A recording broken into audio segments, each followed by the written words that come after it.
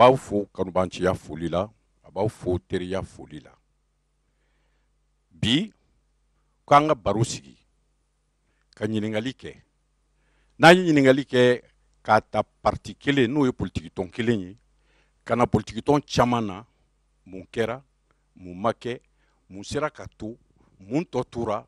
mun tun bɛ se ka kɛ n'o ma se ka kɛ. Walasa ka dɔ bɔ o baro la, ka dɔ fara maaw ka faamuyali kan, an ye wele bila dungew ma. An ye wele bila dunge fɔlɔ min ma, o ye maître Muntaka Tali ye. Ale ye CENI faso yiriwa tɔn président ye, maître Inisu. I nana a diyara n ye, a bɛnna ma. K'i fo k'i wale ɲuman dɔn. A ye n wele a diyara n ye. I tal. Marhaban. An ye dunge filanan min wele, o ye Docteur Umar Mariko. Ale ye SADI président ye. Docteur Inisu. Mansu Mariko. Y'an ka wele jaabi, a diyara n ye, a bɛnna ma. An ye dunge sabanan min wele, o ye Docteur Shogel Kokala Mayiga ye. Ale ye MPR président ye. Docteur Inisu. Inisu. Nba. Ka aw fo. Argabani. Argabani. Ko an kana baro sigi ka ɲininkali kɛ aw la, an ka fɛn fɔ maliyɛnw ye, u bɛ min faamu. Baw kuma mun bɛ fɔ, ko min bɛ kɛ malidenw tɔgɔ la, o bɛ fɔ kan na, maliden fanba tɛ kan min mɛn. Nka janni an ka babu daminɛ, n b'a fɛ an ka hakili tasi bila dɔɔni ka dɔnkili dɔ lamɛn, ko ni Mali, an k'an janto Mali in na. Mali min dira an ma, n'an m'an janto a la, ko k'an bɛna to danfila biyɛn na. An k'o lamɛn.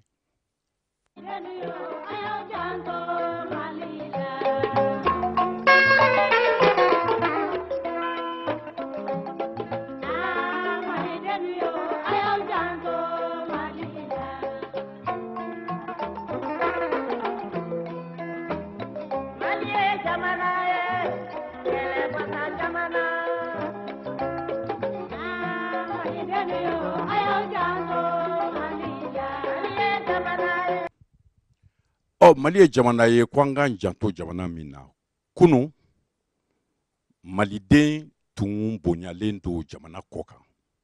N'i tun ye maliden kɔfɔ, u b'a fɔ ko ko danbetigi filɛ. N'i ye maliden kɔfɔ, u b'a fɔ ko hɔrɔn filɛ nin ye. N'i ye maliden kɔfɔ, u b'a f'i ɲɛna ko a bɛ malo, a bɛ sa, mais a tun tilennen don. O tun ye kunun maliden ye. Wagati dɔ nana se, maliden tun bɛ siran, baw fanga tun bɛ, ni fanga y'a ɲɛ bilen, wagatiw kɛra, a fɔra ko malidenw tɛ taa waati la baarakɛyɔrɔ la, directeur caman sira baarayɔrɔ la. Nka wagati min nana se nin ye, ko Mali ko kelen bɛ fɛn dɔ ye, a kelen bɛ n ta sidɔn ye.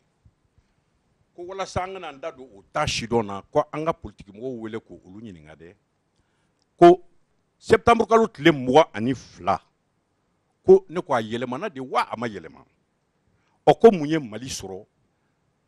1960 san ka na 2019 san na, ko mun de donna Mali ma, mun ye Mali sɔrɔ. Yali indépendance a yɛlɛmana de wa a kɛra cogo jumɛn? Umar Mariko. Ɲininkali diyara n ye. A tɛ ɲa f'an ka miiri bila ni tasibila kɛ. Ka se mɔgɔw ma, an bɛnba minnu ye kɛlɛ kɛ, tuguw kana don an ka jamana kan. Minnu tilala ka tugu kɔ n'o y'an faw ye, u ye ta ka bin kɛ,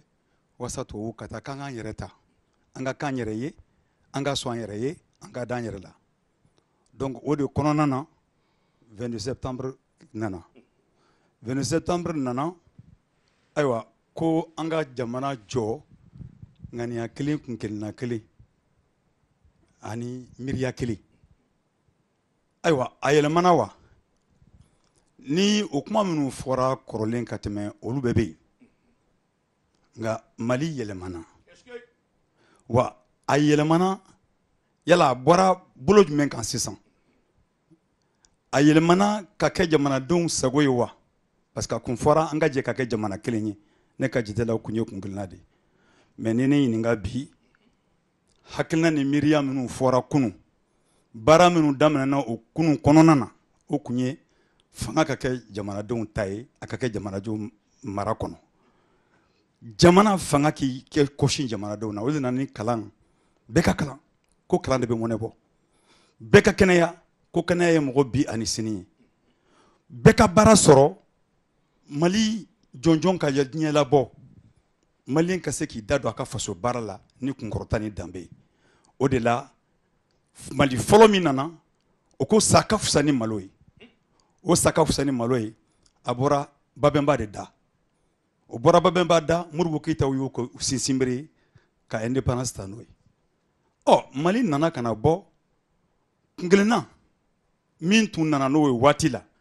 kunkelenna nana kana falen an nana ko liberté o liberté in an b'o de kɔnɔ an nana kana ko démocratie ayiwa démocratie liberté ninnu ye ɲɔgɔn taama ɲɔgɔn ye wa u tɛ ɲɔgɔn taama ɲɔgɔn ye ɲininkali b'o yɔrɔ la o tuma ne ɲininka bi Mali kɛra fila de Mali fanga fɔlɔ k'i ɲɛsin jamanadenw ma o fanga ne hakili la o fanga tɛ yen Mali jamana fanga n ka fanga ta k'an yɛrɛ ka nafasɔrɔ siraw tɔpɔtɔ ka ɲinɛ sɛnɛkɛlaw kɔ ka ɲinɛ baganmaralaw kɔ ka ɲinɛ mɔnikɔlaw kɔ ka tila ka na ɲinɛ ko kalan de bɛ jamana bɔ nɔgɔ la ka ɲinɛ kalan yɛrɛ ko k'o kɛ bɛɛ n yɛrɛ ta ne ta n kelen ta Mali nana o bolo de kan Mali b'o bolo de kɔnɔ bi na o tuma Mali a yɛlɛmana o tuma a yɛlɛma kojugu an bɛ kɛnɛ min kan su in na a tɛ se ka taa fo n ka miiri bila ni tasibila kɛ ka se min bɛ sen na ɲɔnɔ bi ka mɔgɔ min kan ka lakana o fagara mɔgɔ min kan ka lakanali kɛ o fagara ka na se bi Tɔnbukutu n ye nin siya in ye n ye nin siya in ye o kɛlɛjugu bɛ Tɔnbukutu. Docteur i bɛ hakɛ to an bɛna se o yɔrɔ ma ni i ye kuma fɔ an bɛna don lakana kɔnɔna na lakana bɛ hakɛ min na an bɛ o fɔ o kɔnɔna na o bilalen bɛ k'o kɔnɔ o n'o tɛ n'i y'a bɛɛ fɔ sisan i y'a fɔ bala tɔw tɛna fɛn sɔrɔ ka fɔ dɛ. Ayiwa a bɛ de bolo maître Muntaka 22 septembre kalo tile 22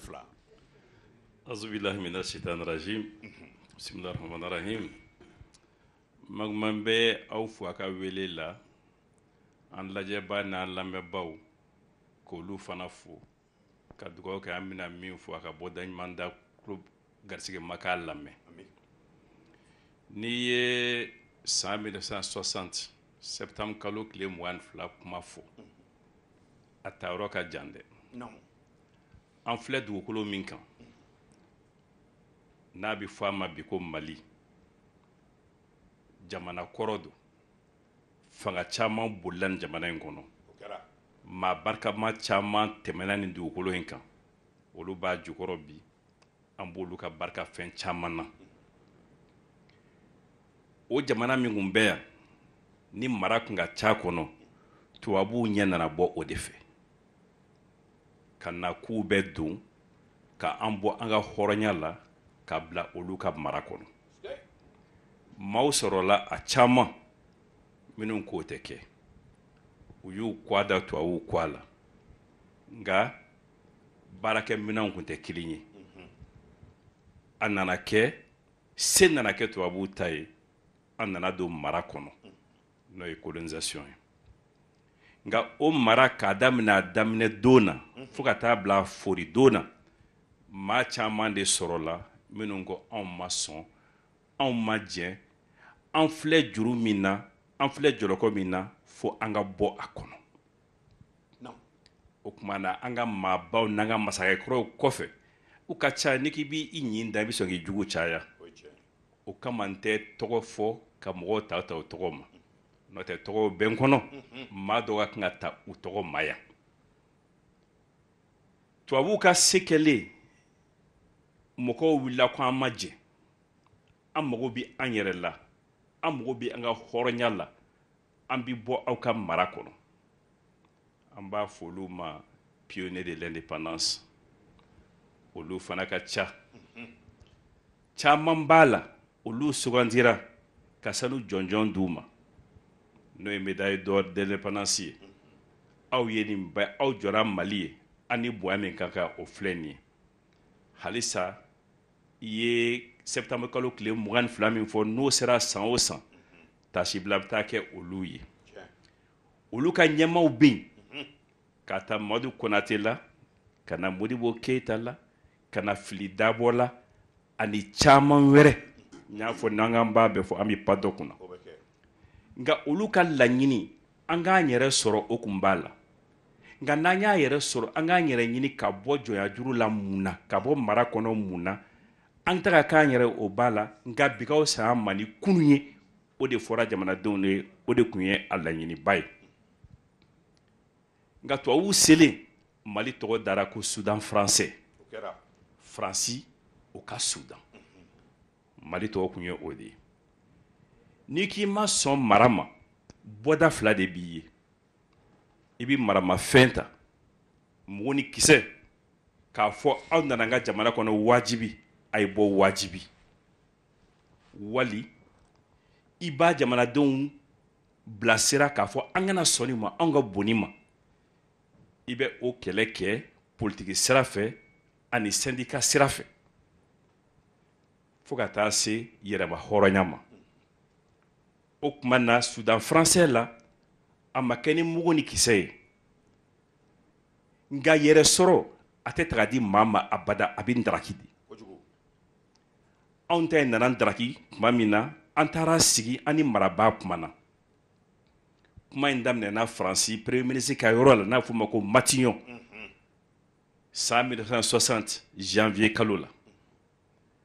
a kuma nana fori o san 1961 na avril kalo tile 4 o tile 15 o kɔfɛ avril kalo tile 20 o y'a sɔrɔ an donna fédération kɔnɔ Mali ni Sénégal fédération in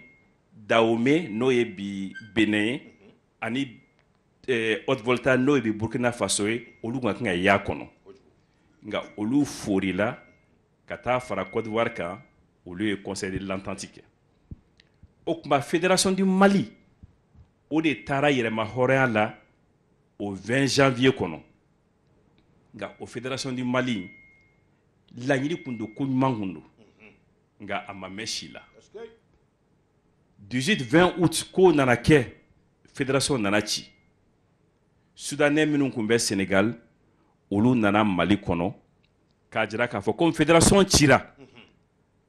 parti min kun bɛ mara la Mali la n'o ye Union Sonnenez Edra ye o ye congrès convoqué n'o ye faraɲɔgɔnkan ye k'a jira k'a fɔ don fédération ko banna Soudan ko banna Mali ko daminɛna o tuma na o kɛra septembre kalo tile 22 o de kɛra Mali ka yɛrɛta don ye n'a fɔ o ma ko indépendance Magma n'i y'a ɲininka o la ni tasi in kɔfɛ ni o don sera n'i tora miiri gansan na i ma fɛn kɛ o i b'a fɔ de bi ye anw san 59 ye an y'o sɔrɔ Faransi ye nin kɛ ONU ye nin kɛ MINUSMA ye nin kɛ ne kan t'o ma anw yɛrɛ malidenw ye mun kɛ ani an bɛ se ka mun kɛ an bɛ se ka jɔ an ko la cogo di an ka jamana bɛ se ka baara cogo min na ni min man ɲi an ma an ka bɛn o ma ni min ka ɲi an ma an k'an fara fara ɲɔgɔn kan k'o kɛ n'a sera an b'an miiri o la nka an b'an miiri ko wɛrɛ la jamana in dira anw ma de anw fana b'a di an denw ma olu b'a di u denw ma an bɛna mun di an denw ma i ka kuma b'o de kan o Mali yɛrɛ mara wa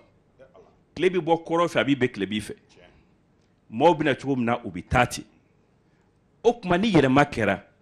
i b'a sɔrɔ yɛrɛma bɔra malidenw de la mun na an da bɛ se ka se o ma n'i ban'i yɛrɛ la n'i ma jamana ta k'a bila e yɛrɛ sanfɛ k'i bila jamana jukɔrɔ f'e ko ne a bɛ gɛlɛya maaw segin bɛ ka min kɔnɔ jamana hakilila ye min ye baara ka taa o sira kan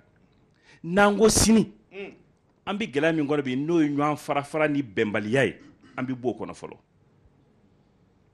n'an ko sini an bɛ don filanan min na mun b'a kɛ layidu min taara ko sini bɛ fisaya ni bi ye an bɛ se ka o dabaliw tigɛ o ka se ka kɛ mun b'a kɛ sariya ni tilennenya ka labato jamana kɔnɔ dɔ kana baga dɔ ma mun b'a kɛ mara bɛ se ka kɛ tilennenya kɔnɔ bari fanga bɛ se fɛn bɛɛ la n da bɛ se ka so ma hakɛ bɛ se fanga la dɛ kojugu n bɛ di kuma bila yan o diyara n ye a bɛnna ma ayiwa sisan Choguel Kokala Mayiga an b'a fɛ k'a dɔn Mali septembre kalo tile 22 yɛlɛma de donna a la waa tare mun ye malidenw sɔrɔ Magma n bɛ kuma daminɛ ni foli ye komi y'a fɔ e ni su n balimaw minnu bɛ kɔrɔn fɛ a caman bɛ yen u tɛ an bɛna kuma minnu fɔ a caman t'a mɛn donc n b'u fo u ka kan na kɔrɔbɔrɔw b'a fɔ wahira bani arabu kan na bɛɛ b'a fɔ u b'a fɔ salamu alaikum burudamiw b'a fɔ madatolahan donc n b'a fɔ kidalikaw ye gawukaw ye tumbutukaw ye warga ban salamu alaikum madatolahan o tɛmɛnen ko n'i ye 22 septembre kuma fɔ f'i ka daminɛ ni an ka hɔrɔnya bɔra na don min na n b'a fɔ jeunesse u k'a dɔn faransi nana Afrique occupé don min na jamana caman bɛ yen u y'u minɛ kalo 1 kalo 6 kɔnɔ Mali an ka jamana pour que u k'a minɛ u ye san 38 de kɛ 38 ans de 1878 au 16 mai 1916 avec la bataille d'André-Mboukan. Oui, Saboussiré, la bataille de Saboussiré 1878 et la bataille d'André-Mboukan 1916, 38 ans. Donc, en bé douaouke, minou ye keleke,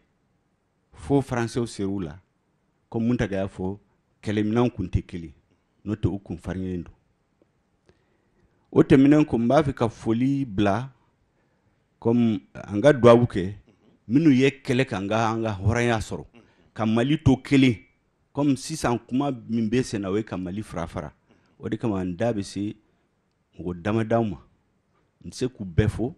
mais mɔgɔ damadama kɔni tɔgɔ o bɛ fɔ parce que o tɔgɔ donnen don livre la mɔgɔ fɔlɔfɔlɔ min ye kɛlɛ kɛ pour que Mali ka to kelen o ye Ala ma hinɛ la an ba Awa Keita o ye muso député fɔlɔ Mali la 1951 ale kun ye sage-femme ye Gawo ale de ye kɛlɛ kɛ tubabu kun b'a fɛ ka mɔgɔw bila ɲɔgɔn na burudame chef de tribu u kuma ɲɔgɔnya pour k'u ka Mali fara u kana voter RDA ye ale de ye campagne kɛ fu nanu kalifa la u votera RDA gagnera 1951 burudame fraction bɛɛ a majorité votera RDA 1951 o b'a yira k'a fɔ minnu bɛ ka Mali fara ko kuma la galon don Mali ma deli ka Mali responsable i kɛra burudame i kɛra arabu i kɛra kɔrɔbɔrɔ i kɛra bamanan i kɛra fula ye a majorité kun b'a fɛ ka to ɲɔgɔn fɛ o kɔfɛ u nana n'an bɛ o kuma fɔ an bɛ se ka ɲina Filidabo Sisoko Mamadu Konate an ka se ka ɲin'u kɔ parce que hɔrɔnya ko kuma tubabu nana ɲininkali kɛ siɲɛ fɔlɔ Afrique jamanaw fɛ jɔn de b'a fɛ k'a ka hɔrɔnya ta Sékou Touré de y'a fɔ k'a b'a fɛ ka hɔrɔnya ta 1958 Mali kɔnɔ campagne kɛra PSP de kun y'a fɔ k'u b'a fɛ ka Mali hɔrɔnya ta 1958 RDA ko k'ale tɛ hɔrɔnya fɛ sisan parce que u ka stratégie de b'u bolo n t'a fɛ k'a fɔ k'u t'a fɛ ka hɔrɔnya ta mais stratégie de don fɛɛrɛw de tigɛlenw b'u bolo olu ɲɛna waati ma se o b'a yira k'a fɔ ko indépendance an ka ɲɛmɔgɔw baw u bɛɛ kun b'a fɛ an ka taa indépendance la maintenant indépendance surunyana san saba bɛ 1957 58 60 ne yɛrɛ b'a fɔ tubabukan na les trois glorieuses o ye baaraba min kɛra o san saba kɔnɔ fo Mali jeunesse ka dɔn puissance coloniale kun b'a fɛ ka Mali fara u ye sariya dɔ voté 1957 ka jamana dɔ créer u kɔrɔ ye OCRS organisation commune des états sahariens ka Mali nord tila k'a kɛ jamana dɔ ye o waati la mɔgɔ min ye cɛsiri k'i jɔ o ye RDA ɲɛmɔgɔw de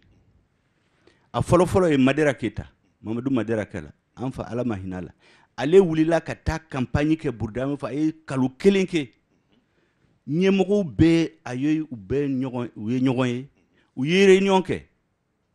a kuma an bɛna taa indépendance la tubabu b'a fɛ k'an fara aw hakilina ye mun ye chef de fraction bɛɛ u ɲɛmɔgɔ kun ye Ala ma hinɛ la an mɔkɛ a Tahir Ag Illi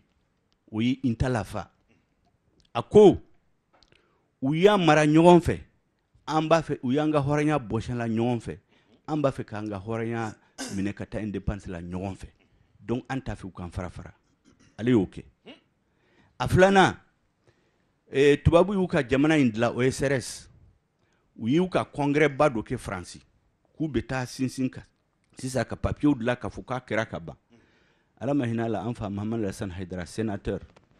a taara discours dɔ kalan o don le 22 janvier 1958 a y'u ka ko tiɲɛ u bolo pewu a ye k'a kuma a ko k'a tɛ se ka kɛ k'u tɛ jɛn n'a ye a laban Modibo an ka président fɔlɔ an fa Modibo Keyita ale yɛrɛ ni De Gaulle ɲɛ ni ɲɛ a ko a ma k'u tɛ sɔn a ma Mali tɛ tila f'u bɛ taa indépendance la ka jamana kelen to yen o fana fɔ an ka jeunesse k'a dɔn donc n b'a fɛ an ka dugawu kɛ u bɛɛ ye indépendance in talen a taala ni dusu de ye ali fɛn min kɛra Mali responsable la o y'u tɔɔrɔ kojugu a ye maliyɛnw bɛɛ tɔɔrɔ fo maliyɛn bɛɛ wulila k'u bɛ taa u ka responsable ta Dakar ka na n'u ye parce que u kun y'u minɛ u kun b'a fɛ k'u don kaso la u b'a fɔ le nationalisme malien moderne c'est le point de départ donc au 22 septembre kuma saba de kan ka fɔ 22 septembre kan a kuma fɔlɔ o ye Modibo ye discours min kalan bɛɛ kan k'a dɔn par cœur toute la jeunesse a filanan Filidabo ni RDA ni PSP bɛɛ y'a dɔn k'u tɛ bɛn mais au don au nom de la réconciliation Filidabo ye kuma ta ka Modibo k'a kuma sɔnji k'ale sɔnn'a ma maliyɛnw kan k'u tɛgɛ di ɲɔgɔn ma ka taa ɲɛ 1960 ani u ye décision min ta décision min taara o don c'est une décision de souveraineté mɔgɔ si ma dicté u ye c'est pas comme aujourd'hui où ni Mali b'a kɛ fɛn dɔ kɛ f'a bɛ taa ɲininkali kɛ a kan ka kɛ cogo min na a bɛ taa ONU la ka kuma fɛ o don olu de y'a ta Mali tɔgɔ la avec la fierté des Maliens donc o ye kumaba minnu bɛ to ne kɔni hakili la n b'a fɛ k'o de fɔ kuma daminɛ la nin diyara n ye nin bɛnna ma e tun b'a ka dɔ fara a kan n b'a fɛ ka dɔɔni fara a kan parce que comme an ko k'an bɛ dɔ fɔ jeunesse ɲɛna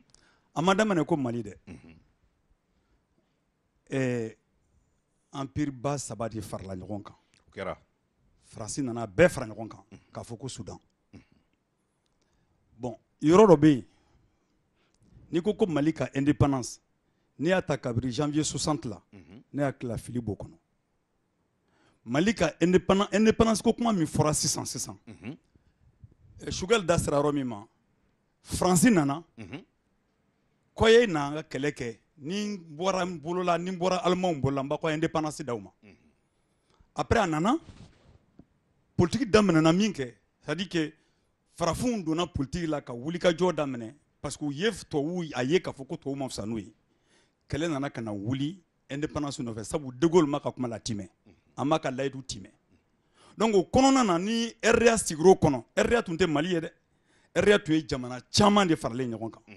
alors donc o jamana caman faralen ɲɔgɔn kan Sékou Touré kun pɛrɛlen don ka indépendance en 58 Choguel ka kuma ye tiɲɛ nka 58 la Modibo Keyita jɔyɔrɔ tun ye mun ye an ka jɛ an ka to communauté française kɔnɔ mais an bɛɛ ka jɛ kɛ ɲɔgɔn fɛ o tuma n'an bɛ taa indépendance la an bɛ taa indépendance la ni fɛɛrɛ ye mais a ka kɛ unité africaine kɔnɔna na o yɔrɔnin fana nafaba de b'o ka fɔ donc maintenant sisan jamana minnu farala ɲɔgɔn kan ni mun taga y'a fɔ sisan Faransi y'i jija k'olu bɛɛ fara k'u tɛ unité u tɛ unité ko in na bon sisan a tɔ tora Mali ni Sénégal ye u y'u bɛnna k'a fɔ k'an ka a tɔgɔ da ko fédération du Mali donc u ye fédération du Mali sigi De Gaulle wulila tugun ka i sen don o ko la ka Sénégalikaw dɔw la muruti n'o ye Senghor ye o tuma fédération cira fédération cira yɔrɔ min na sisan o y'a sɔrɔ fanga tun bɛ RDA de bolo parce que RDA de tun ye élection bɛɛ gagné yɔrɔ bɛɛ a san na donc fanga de tun bɛ RDA bolo donc u bɔra Sénégal ka na ayiwa sisan an ni kun sɔnna k'a fɔ an bɛ indépendance min ta Faransi ka ni Faransi ka teriɲɔgɔnya ye o teriɲɔgɔnya fana banna pewu fédération cira o tuma an bɔra an tɛ fédération du Mali la tugun parce que Sénégalikaw y'a tiɲɛ sisan anw bɛ k'an yɛrɛma hɔrɔnya ta an ka yɛrɛma hɔrɔnya tara 22 septembre 1960 donc o y'a ye yɔrɔ min b'a la o kɔrɔ an ye Mali ye a ye Modibo Keyita ka discours fɔlɔ min fɔ a ko an ye Mali ye bon o Mali in dɛ ani France tɛ ɲɔgɔn sɔrɔ foyi la i mɔgɔ n mɔgɔ an bɛ ɲɔgɔn sɔrɔ min na an ka nafasɔrɔ siraw i b'i ta tɔpɔtɔ n yɛrɛ bɛ n ta tɔpɔtɔ o tuma fédération fɛn fɛn tun bɛ fédération kɔnɔ Modibo ye acte ta n'an jɛɲɔgɔn ye acte ta k'a bɛɛ tigɛ ka kɔrɔn bɛɛ tigɛ ka sadi ka jurukisɛ bɛɛ tigɛ ka bɔ an da la an ka taa n'an ka yɛrɛma hɔrɔnya ye Choguel n b'a f'i ɲɛna Mamadou Madera Keyita den laban filɛ nin ye salle kɔnɔ a filɛ nin ye a den laban de ye nin ye a y'a ka denmisɛnninya bɛɛ kɛ coup d'état kɔfɛ La Guinée Conakry Guinéens y'a ladon a sigiyɔrɔ ye Mauritanie ye sisan baasi tɛ nin diyara n ye nin bɛnna ma aw wele kun ni n ko n bɛ fɛn fɔ ka tɛmɛ nin kan a tɛ se ka taa ka nin to cogo si la o démocratie ko u y'an nɛgɛ falibo kɛnɛ sukɔrɔma la ko o ye dɛgɛ ye an y'o min Jacques Chirac dun tun y'a fɔ o y'a sɔrɔ Paris maire tun don a y'a fɔ ko farafinw ma se démocratie ye fɔlɔ a kɛra Abidjan a digira an na a ma bɛn an ma cogo si la nka bi anw ka damakɛɲɛ fanga a kelen bɛ fɛn dɔ ye n t'a si dɔn damakɛɲɛ fanga kelen bɛ yɛrɛ sago kɛ ani damatɛmɛ wale ye o la aw mun ye tɔn ɲɛmɔgɔw ye ni an farala ɲɔgɔn kan ka tɔn dilan n'a jara an bɛ to ɲɔgɔn fɛ nka ni n'a nana goya an bɛ fara bɛɛ bɛ taa i kuntilenna fɛ n'a ma ɲɛ ko aw bɛ yan nɔ démocratie ye mun ye an k'o ɲɛfɔ an ka faamuyali sɔrɔ o la fɔlɔ démocratie ye fɛn min ye n'a y'o fɔ an ɲɛna n'a ma ɲɛ ko aw politique tɔn ɲɛmɔgɔw bɛ yan nɔ yali Mali bɛ taala bolo jumɛn kan an bɛ nin don min na i ko bi kuma tun b'e bolo ayiwa i ye démocratie bɛ yen o kɔrɔ ko jama ka fanga fanga min bɛ jama sagoya la o kɔrɔ ko jama bɛ min nɔfɛ min ka kan ni jama ye o de kan ka kɛ jama ye mɔgɔ kelen sɔrɔ ko tɛ yen mais jama ka fanga t'a to ka sɔrɔ t'a to mɔgɔ kelen-kelennin fana ka sɔrɔ o bɛ lafu parce que jama ka bɛɛ bila ɲɛ mais mɔgɔ kelen-kelen bɛɛ bɛ hɛrɛ sɔrɔ jama la o ye démocratie maintenant démocratie waasa ka se ka sɔrɔ fo baara dɔw de ka kɛ o baaraw ye min ye o ye a bɛ fɔ min ma jamanadenw bɛɛ kelen-kelenna ka se k'i hakilina di jamana taabolo kan k'i hakilina fɔ jamana taabolo la i ka se fana ka sɔrɔ a ma kɛ degun kɔnɔ a bɛ fɔ olu ma ko liberté démocratique a ka se ka kafoɲɔgɔnyaw kɛ association kɔnɔna na parti tɔnw kɔnɔna na o ye libertéw ye o liberté ninnu ka se k'i hakilinata fɔ o de bɛ faso jama gɛrɛ dɔɔni dɔɔni fanga la parce que n'i ko fanga n'i y'a ye an b'a fɔ ko démocratie fanga k'an bɛ démocratie fanga nɔfɛ c'est que a tun bɛ fɛn dɔ de fɔlɔ tun bɛ yen o jɔnyaw tun bɛ yen jɔnya fanga tun bɛ yen ka tila ka dugukolobatigiw ka fanga tun bɛ yen ka sɔrɔ ka na se démocratie ma o démocratie sugu cayara ayiwa sisan i ye ɲininkali min ta ni n bɛ don Mali kɔnɔna ye fanga taara jamana in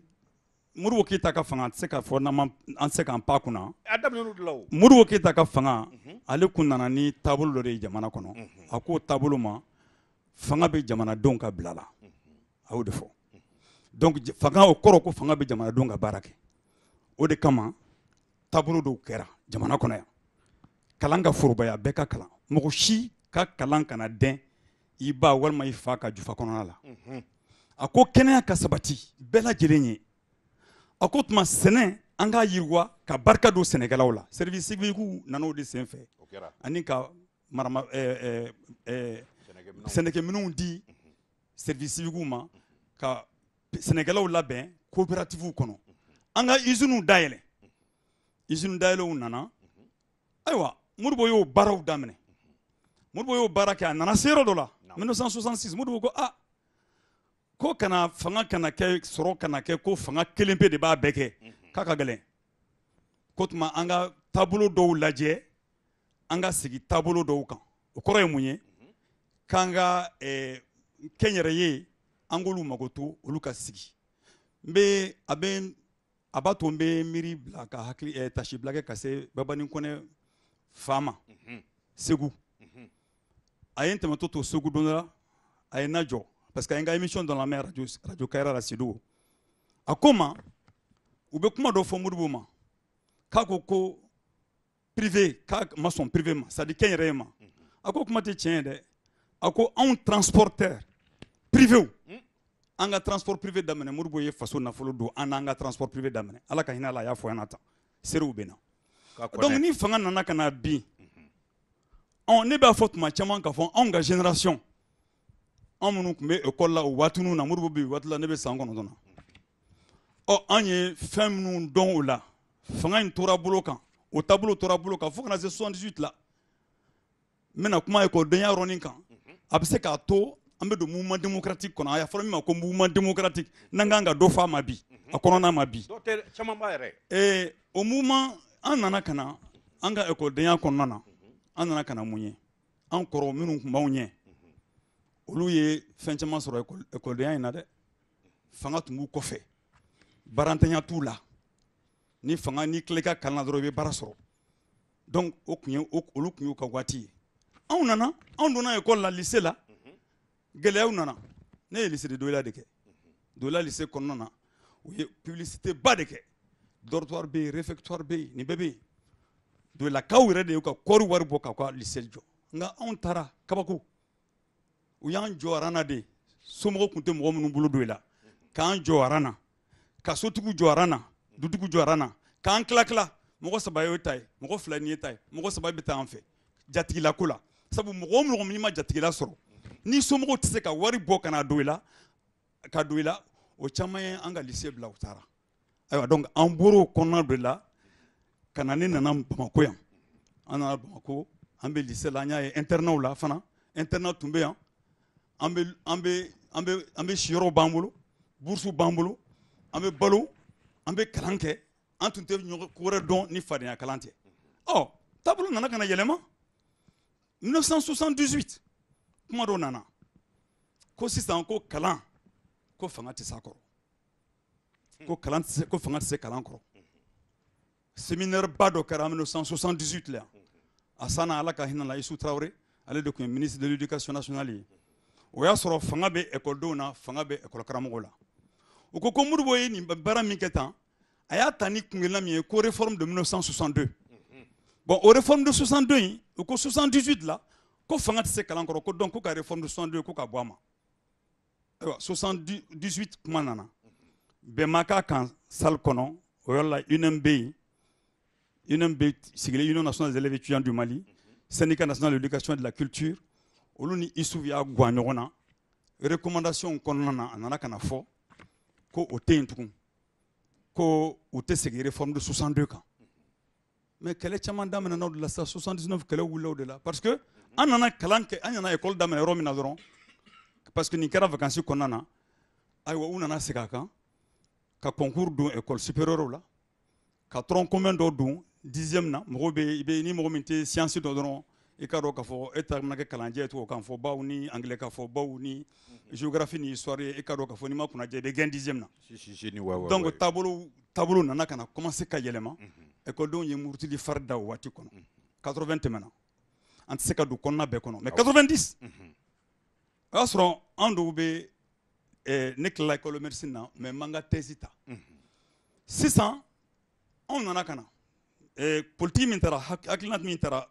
o politique nana 1985 programme de réforme économique o nana o programme de réforme économique ni o ko bon o tuma sisan Modibo ka fanga in taabolo in fanga ye bɛɛ ka i jɔ n'a bɛɛ ye o bɔra yen sisan an bɛna taa kɛnyɛrɛye sira kan 1985 programme de réforme économique o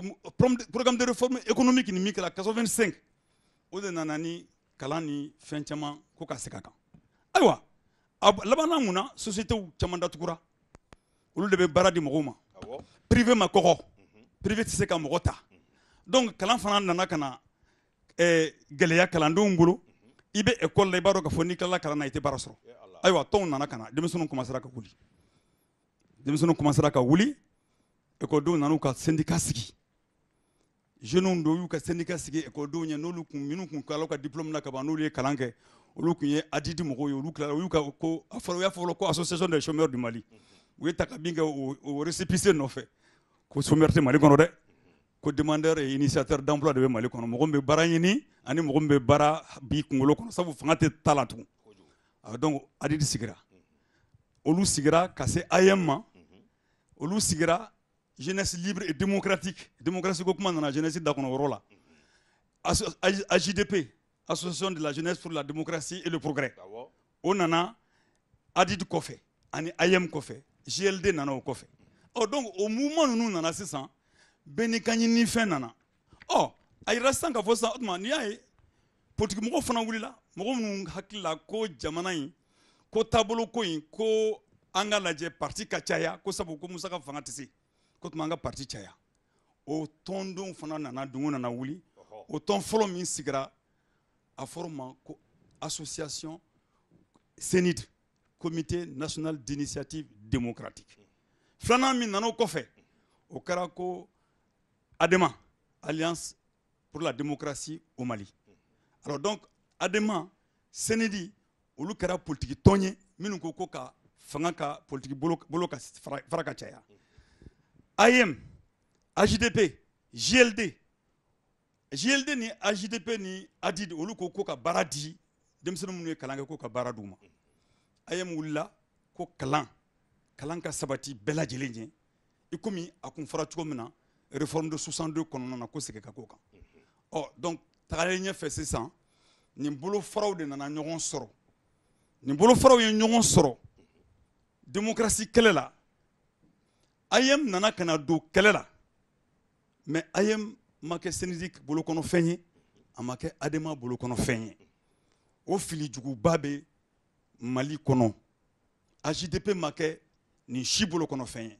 mais nin bɛɛ lajɛlen bɛɛ y'a faamuya k'a fɔ association ko la minnu ka teli ka fanga ta o bɛ kɛ ka kɛ CNID ye o bɛ kɛ ADEMA ye walima i bɛ taa UDPM na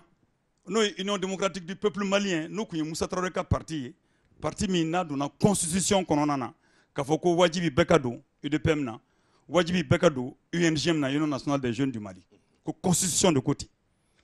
ko ɛkɔdenw tɛ se ka sigi parce que UNEM o dissoudra kolo kan le 15 janvier 1980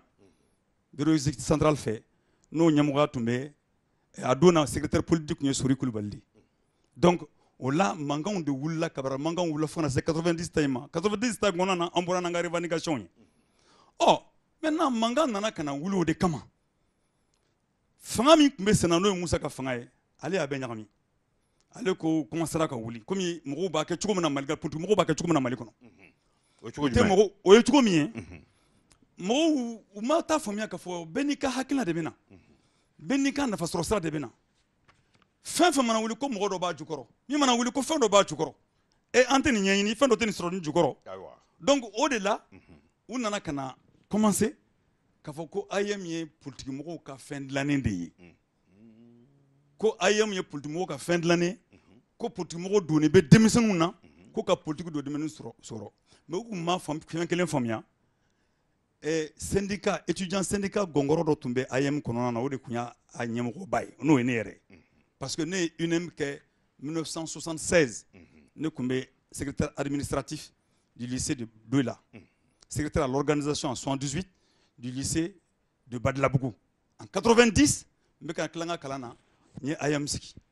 donc o la an ka revendication nana ayiwa ni mɔgɔ wulila i kama aw bɛɛ wulila k'aw bɛ fɛn dɔ nɔfɛ aw bɛɛ b'i ta nɔfɛ mɔgɔ min bara n'o y'aw bɛɛ fara ɲɔgɔn kan n'o ko bon e ni nin CNID ADEMA AEM nin bɛɛ ye politique tɔn de ye min b'a fɛ k'an ka fanga dafiri o tuma sisan an k'u bɛɛ kɛlɛ k'a fɔ k'u bɛɛ ye politique tɔn ye n'i ye kɛlɛ k'o cogo la yarɔ kɔni diyagoya la ni fɛn wɛrɛ m'aw fara ɲɔgɔn kan bere b'aw fara ɲɔgɔn kan dɛ nka n'an ye sɔrɔ an bolokɔrɔ yan wagati la u ko ko France Liberté k'o fana tun bɛ dɛmɛ don aw ma manamanakan auditeur ka yafa ma parce que n ye nin kuma ninnu caman dɛmɛ ko France Liberté a donna ta o kuma caman bɛ fɔ ne bɛ kɛlɛ min fɔ pour que ka n kana AEM ko kuma in jɛnya kojugu ne taara procès crime de sang na a waati la kama mouvement démocratique mɔgɔ bɛɛ b'a sɔn ka taa dɛ n taara n ma taa n yɛrɛ ye n ko AEM ka taga an ka taa yira bɛɛ la k'a fɔ mɔgɔ si m'anw bila an ta in na degun de b'an kan sɛgɛ de b'an kan an ka jamana ɲɛmɔgɔw u m'a faamuya u m'a lamɛn u ma sɔn an ye o ye marifakisɛ de kɛ k'an kunbɛn France Liberté ka kuma in ne yɛrɛ b'a kuma mɛn tuma dɔ la ne bɛ a dabariban bɛ ne minɛ parce que ka da mun kan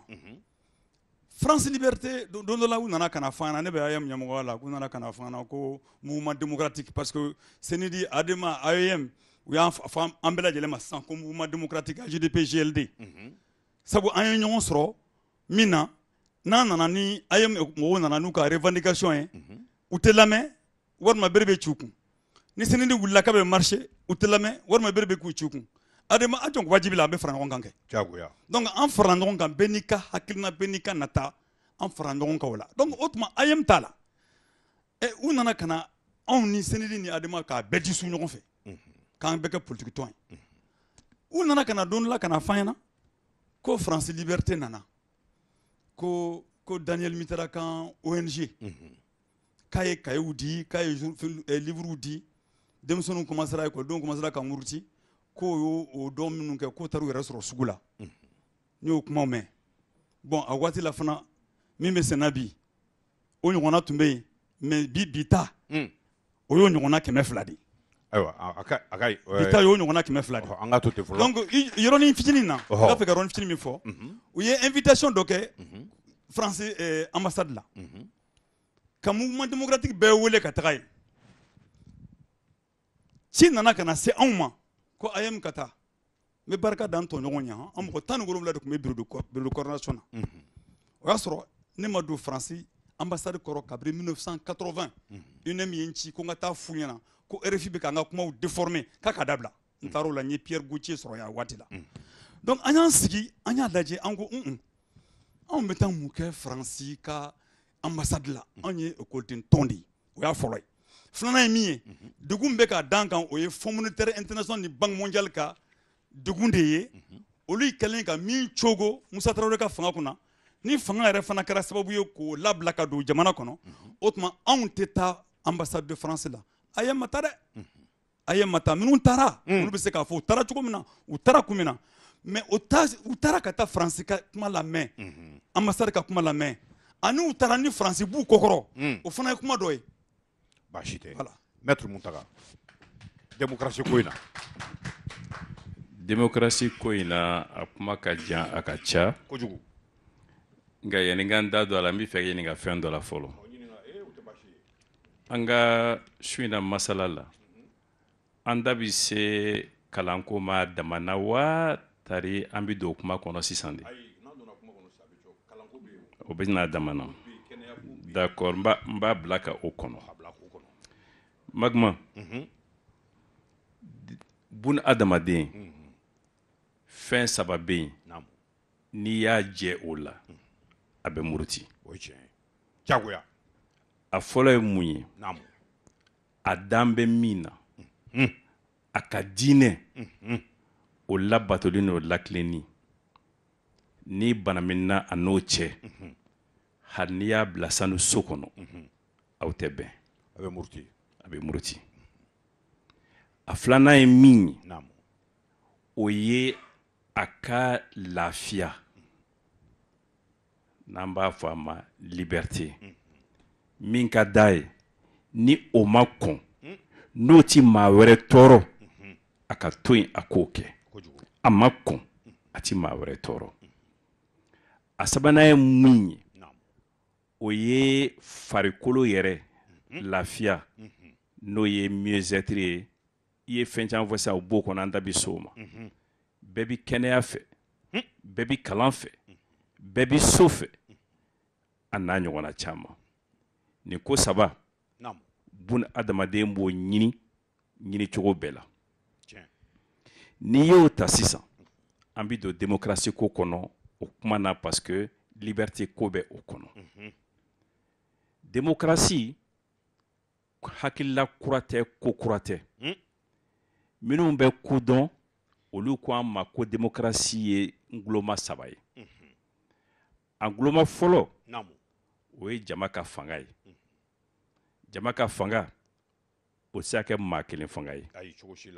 o tɛ se ka kɛ tɔn kelen fanga ye o tɛ se ka kɛ n bi banfula gila k'a coro i kun na a bɛnna ma a ma bɛn a ma n b'a coro a la jama ka fanga jamanaden de b'i ɲininka jamanaden bolo bi don baara la jamanaden hakilila bi ta maa kelen hakili kelen maa tan hakili tan o ye démocratie guloma fɔlɔ ye démocratie guloma filanan ye mun ye jama ka fanga sigi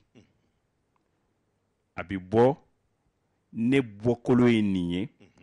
a bi bɔ mugu ni kisɛ bɛ ne bolo a bi bɔ nafolo bɛ ne bolo jamanaden de bi ɲininka e bolo jɔn ni mara ka kan o bi tɛmɛ min fɛ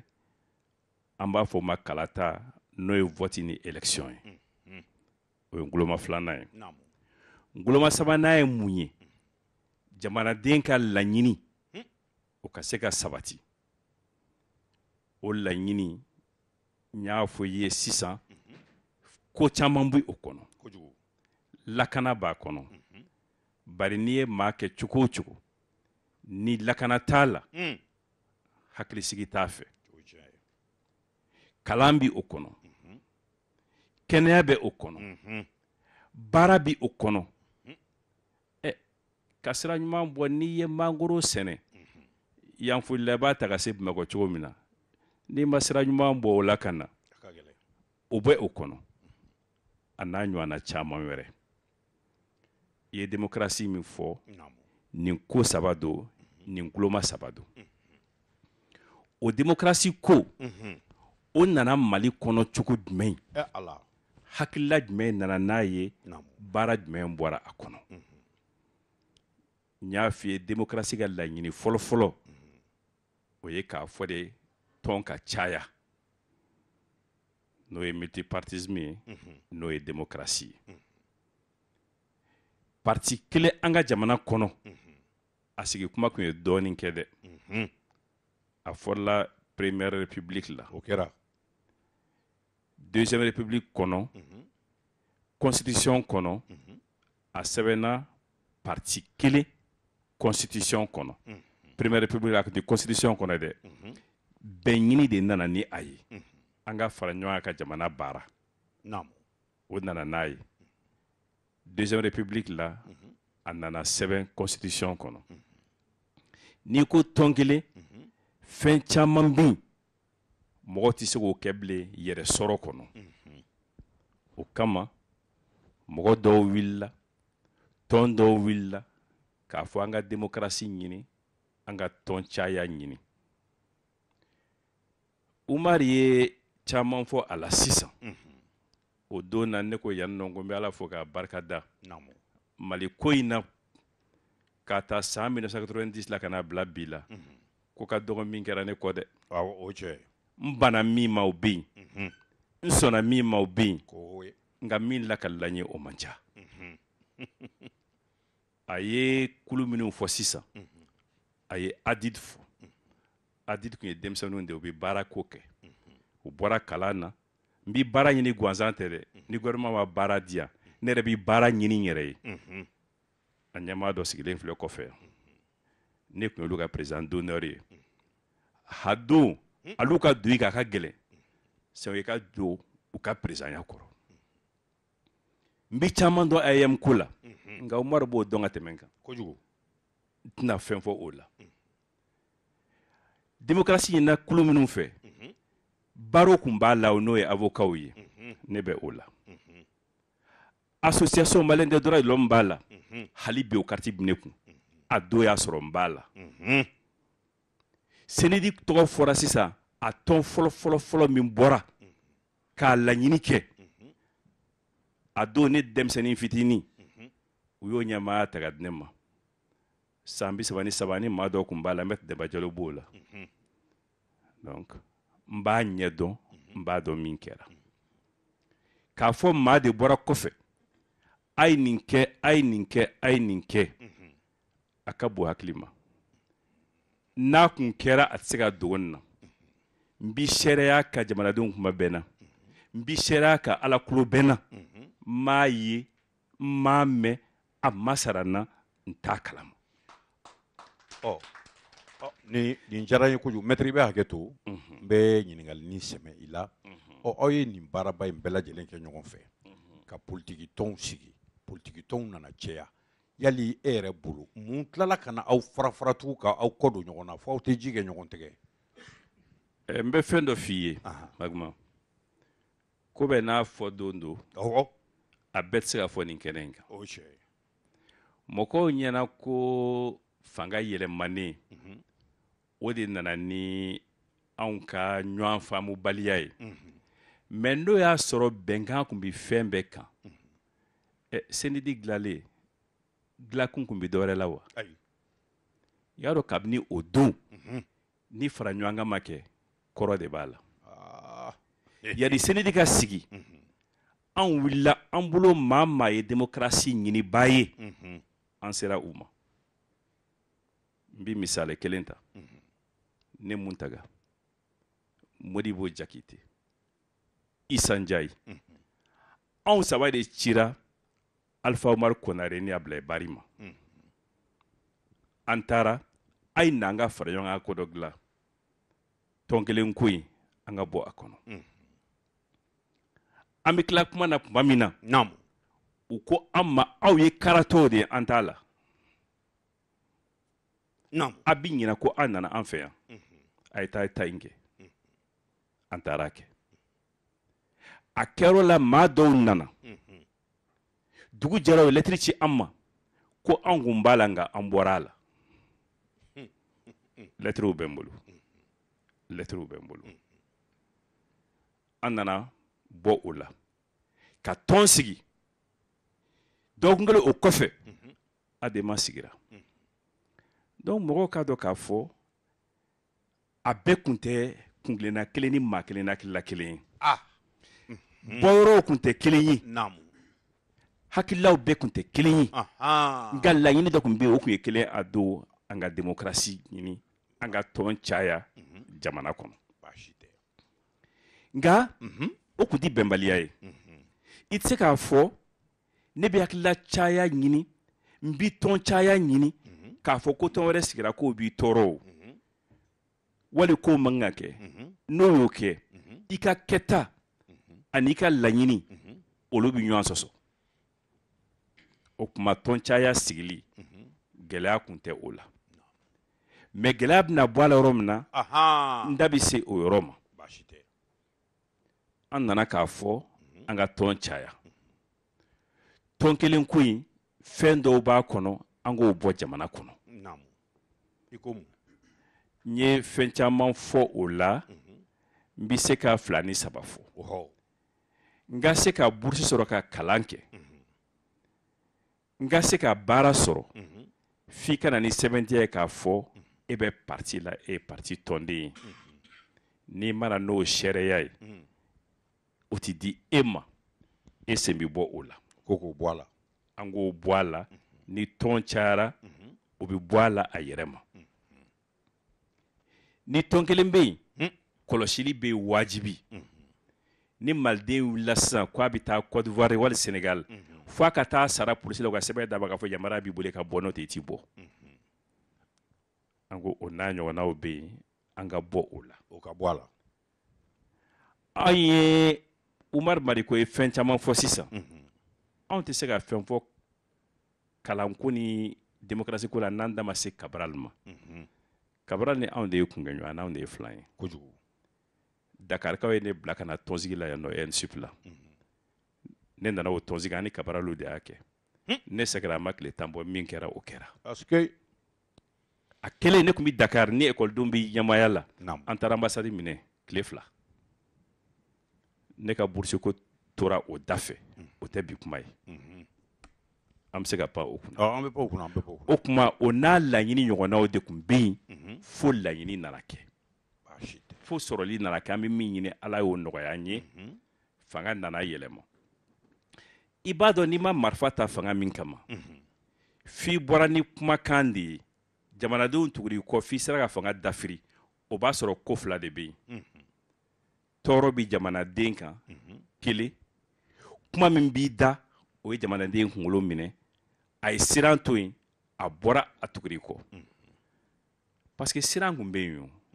siran banna don jumɛn le 10 décembre angele k'a fɔ an ka bɔ an ka taama n'an taama n'an ka laɲini fɔ jamanadenw k'a ye k'a fɔ i ka hakɛ i bɛ se k'a ɲini k'o nana togo ɲɔgɔn na o kɔfɛ o fana tɛ bi kuma ye o bɛ na nka min nana kɛ sisan n'i ko maliden ma bi démocratie a bɛ boli k'i jɔlen to mun na magma fiɲɛ tɛ démocratie la démocratie bɛ se ka falen fanga fila de la jaakuya fanga o bɛ se ka démocratie bɛ se ka falen o la kuma mugu fanga n'u ko ma populisme démocratie bɛ se ka falen o la an ta tɛ kuma mugu fanga ye o kuma na kuma mugu fanga o wajibi fanga démocratie ka wusa ni o bɛɛ ye nka démocratie a tɛ dun a tɛ min ji fɛ jamana marabaaw de bɛ sugandi démocratie kɔnɔ jamanadenw bɛ min nɔfɛ n'o b'u lafiya u ka o waleya o kɔnɔ Mali kɔnɔ mouvement démocratique ni a kɔnɔtɔnw ko fɔra sisan n'i ye dɔw ta u tɔgɔ ma ka fara syndicat kan INTM denmisɛnninw ka tɔn Umaru ye dɔ f'o la ka na fara AMDH kan ka na fara politique tɔn kan olu kɛlen ka fanga ta mouvement démocratique ye fanga mara k'a ta 26 mars 1991 ka taa bila 8 juin 1992 ni fɛn fɛn kɛra o waati kɔnɔ ɲuman ani juguman la n'i ko ye mouvement démocratique mɔgɔ ye i ka kan k'o doni ta o y'i niyɔrɔ ye aw dun tɛ sɔn dɛ ayi u ti ban o ma abada ni min ma sɔn o ma e y'a tu k'a nɔ nka fanga talen 8 juin 1992 vote kɛra Adema de gagnera Alpha fanga sigira Amadu Tumani fanga fɔra o kɔfɛ Camancɛ fanga fɔra o kɔfɛ Ibrahima Boubacar Keïta fanga bi senna bi min kɛra o waati kɔnɔ mouvement démocratique tɔgɔ t'a la a jamu t'a la a ma ɲininka a bolo ma don a baara la misali ni fanga in talen bere fɔlɔ cira dɔnninw kun n k'a cira mouvement démocratique mɔgɔ de kun maa bɛ bere ci yɛrɛ kun wa a ka gɛlɛn a don an bɛ assemblée kɔnɔ an bɛ opposition na i bɛ opposition na o kɔrɔ kɛ de fanga b'a la ka min kɛ i ma jɛn ni o ye e ma jɛn ni min ye ni o kɛra a bɛ se k'a fɔ ko e y'o kɛ wa dala ma jɛn n'a ye tɛ an y'a fɔ assemblée kɔnɔ an y'a fɔ journaux kɔnɔ an y'a fɔ marchiw la an y'a fɔ tribunal la u y'an minɛ ka an don kaso la an ko an t'i yɛlɛma an b'a kɛ bon o bɛɛ kɛra maa min na min y'o kɛ a bɛ se k'a fɔ ko e y'o kɛ wa a ka gɛlɛn donc o tɛ mouvement démocratique ye o ye fanga minnu sigira u ye min kɛ maa si tɛ se k'a fɔ ko min kɛra k'a bɛɛ ye finman ye k'a si man ɲi maa si tɛ se k'a fɔ ko min kɛra k'a bɛɛ ye jɛman ye k'a bɛɛ ka ɲi nka n'i ye hɔrɔn ye n'a fɔra i ye laɲini minnu kun bɛ yen layidu minnu taara yali olu lawalela wa tiɲɛ tɛ fila ye ko tiɲɛ ye kelen ayi min ma lawaleya o ka ca min ka lawaleya a fɔlɔ ye mun ye fanga yɛrɛ bɛ sigi élection de ye o k'a taa donna fo bi élection ɲuman jumɛn kɛra nka maître waati kɛra i ye ministériya kɛ dɛ n ye ministériya kɛ n bɛ don ministériya la tuma min na o y'a sɔrɔ k'a ta san 1991 la ka n'a bila san 2007 la o tɛ san 26 ye ne ye maa 10 ni kɔ de bila ka taa ministériya la ne ma don o kɛra ma don nata kan ni fɛn kɛbaa b'i bolo ne tun bɛ dɔ wɛrɛ la Segukaw ye danaya ta k'a da ne kan k'a fɔ i ye député ye ne ma o bila ka taa gouvernement la ka taa ministériya la o nka i b'a ta o san 26 la parti si ma wele gouvernement la min président ma taa o tɛ Mali kɔnɔ kelen min président ma taa ino de kuma na bi o kuma ministre ya janye kunte baasi tɛ makla ayiwa makla o kana janya bilen dɛ yani ministre ka se fanga woro tɛmɛna yan o kuma na minnu nana fanga ta k'a kɛ tan n'u m'a kɛ ka ɲɛ n kɛra ministre ye o n kɛra président n kɛra premier ministre ye o yali mɔgɔ b'i da de tiɲɛ kan ani fiɲɛ kan ko ne kɛra nin ye wa o tɛ se ka kɛ ni maa n'i ye ladiri ye i b'a fɔ hali ne yɛrɛ min kɛ nin yɔrɔ in na ne filila Sango jamana mara kɔnɔ o tuma na bi ne yɛrɛ bi politique la mun na naamu layidu minnu taara minnu bilala lawaleya la olu y'a kɔkari yanni Ala ka wele ka s'an ma an k'a tilen wasa n'an tɛ yen don min na an tɔgɔ jugu kana fɔ n'i y'o bɔ a la bi ci wɛrɛ bɛ na min tɛ nin ye Ala sago i sago sagotigi Ala ye a diyara n ye ayi an ka di Sogɛli ma fɔlɔ ale ma fɛn fɔ kuma caman fɔ sisan tarikuw la i tɛ se ka Senedi sigicogo kuma fɔ k'i tɛ Amidu Jabate fɔ k'i tɛ Dirisa Jakite fɔ k'i tɛ Umar Mariko fɔ a bɛ se ka kɛ Mutaga tɛ kun tɛ Umar Mariko ye a waati la mais anw de wulila ka se Mutaga ma ni Senedi ko ye donc an ko o yɔrɔnin fɔ ka bɔ a la baasi tɛ siran ka ban a ma daminɛ 10 décembre dɛ jamaba ka bɔ o kɛra 10 décembre sinon commerçant détaillant fɔlɔ de bɔra k'i disi da fanga disi la olu bɔlen kɔ ye HDP nana ka na yɔrɔ lamaga jama ka bɔ ka caya o kɛra Senedi ta ye le 10 décembre donc Senedi an ma sigi ne kɔ n ye initiateur ye du Senedi maintenant min ye démocratie ko yɛrɛ ye démocratie ne an m'an ka hakilina tɛ kelen ye démocratie la parce que fɛn fila bɛ yen an kana a don ɲɔgɔn na liberté démocratique ani démocratie wajibi tɛ ko démocratie fanga la ko parti ka caya wajibi tɛ docteur b'a fɛ wajibi tɛ parce que n'i ko démocratie tɔgɔ ta n'i y'a ta a tɔgɔ yɛrɛ ma a bɛ fɔ de ko jama ka fanga sen fɛn bɛɛ bɛ bɔ démocratie la a bɛɛ bɛ kɛ jama de tɔgɔ la o tuma démocratie suguya o de bɛ na ni élection ye démocratie suguya o de bɛ na ni multipartisme ye mais démocratie bɛ dɔn mun fɛ a fɔra ko fanga taara jama tɔgɔ la jama sago tɛ ka kɛ démocratie suguya bɛ bɔ yɔrɔ de la a bɛ bɔ yɔrɔ de la o tuma ni jama faso jama y'a ye n'a murutira fanga bolo n'a ma sɔn fanga bolo fanga bɛ dɔɔnin bila a bɛ dɔɔnin bila a ko journal wa n ye journal to aw bolo n'o tɛ ni démocratie ko journal ko don Musa Tarawele ka waati la journal tun bɛ yen dɛ journal Eco tun bɛ yen Oro tun bɛ yen La Rue tun bɛ yen le vieux ka La Rue voilà le vieux ka La Rue cɛkɔrɔba voilà bon donc o journaux tun bɛ yen mais o don na Sogɛli kuma dɔ fɔ o waati ko journaliste bɛ minɛ o waati la Ala ka hinɛ Saro Tarawele la Aurore an bɛɛ wulila ka fara ɲɔgɔn kan k'a défend hakili la Mutaga tun y'a ka avocat dɔ ye walasa ko o dɛmɛ kɛ donc n tun ye ka avocat ye n tun ye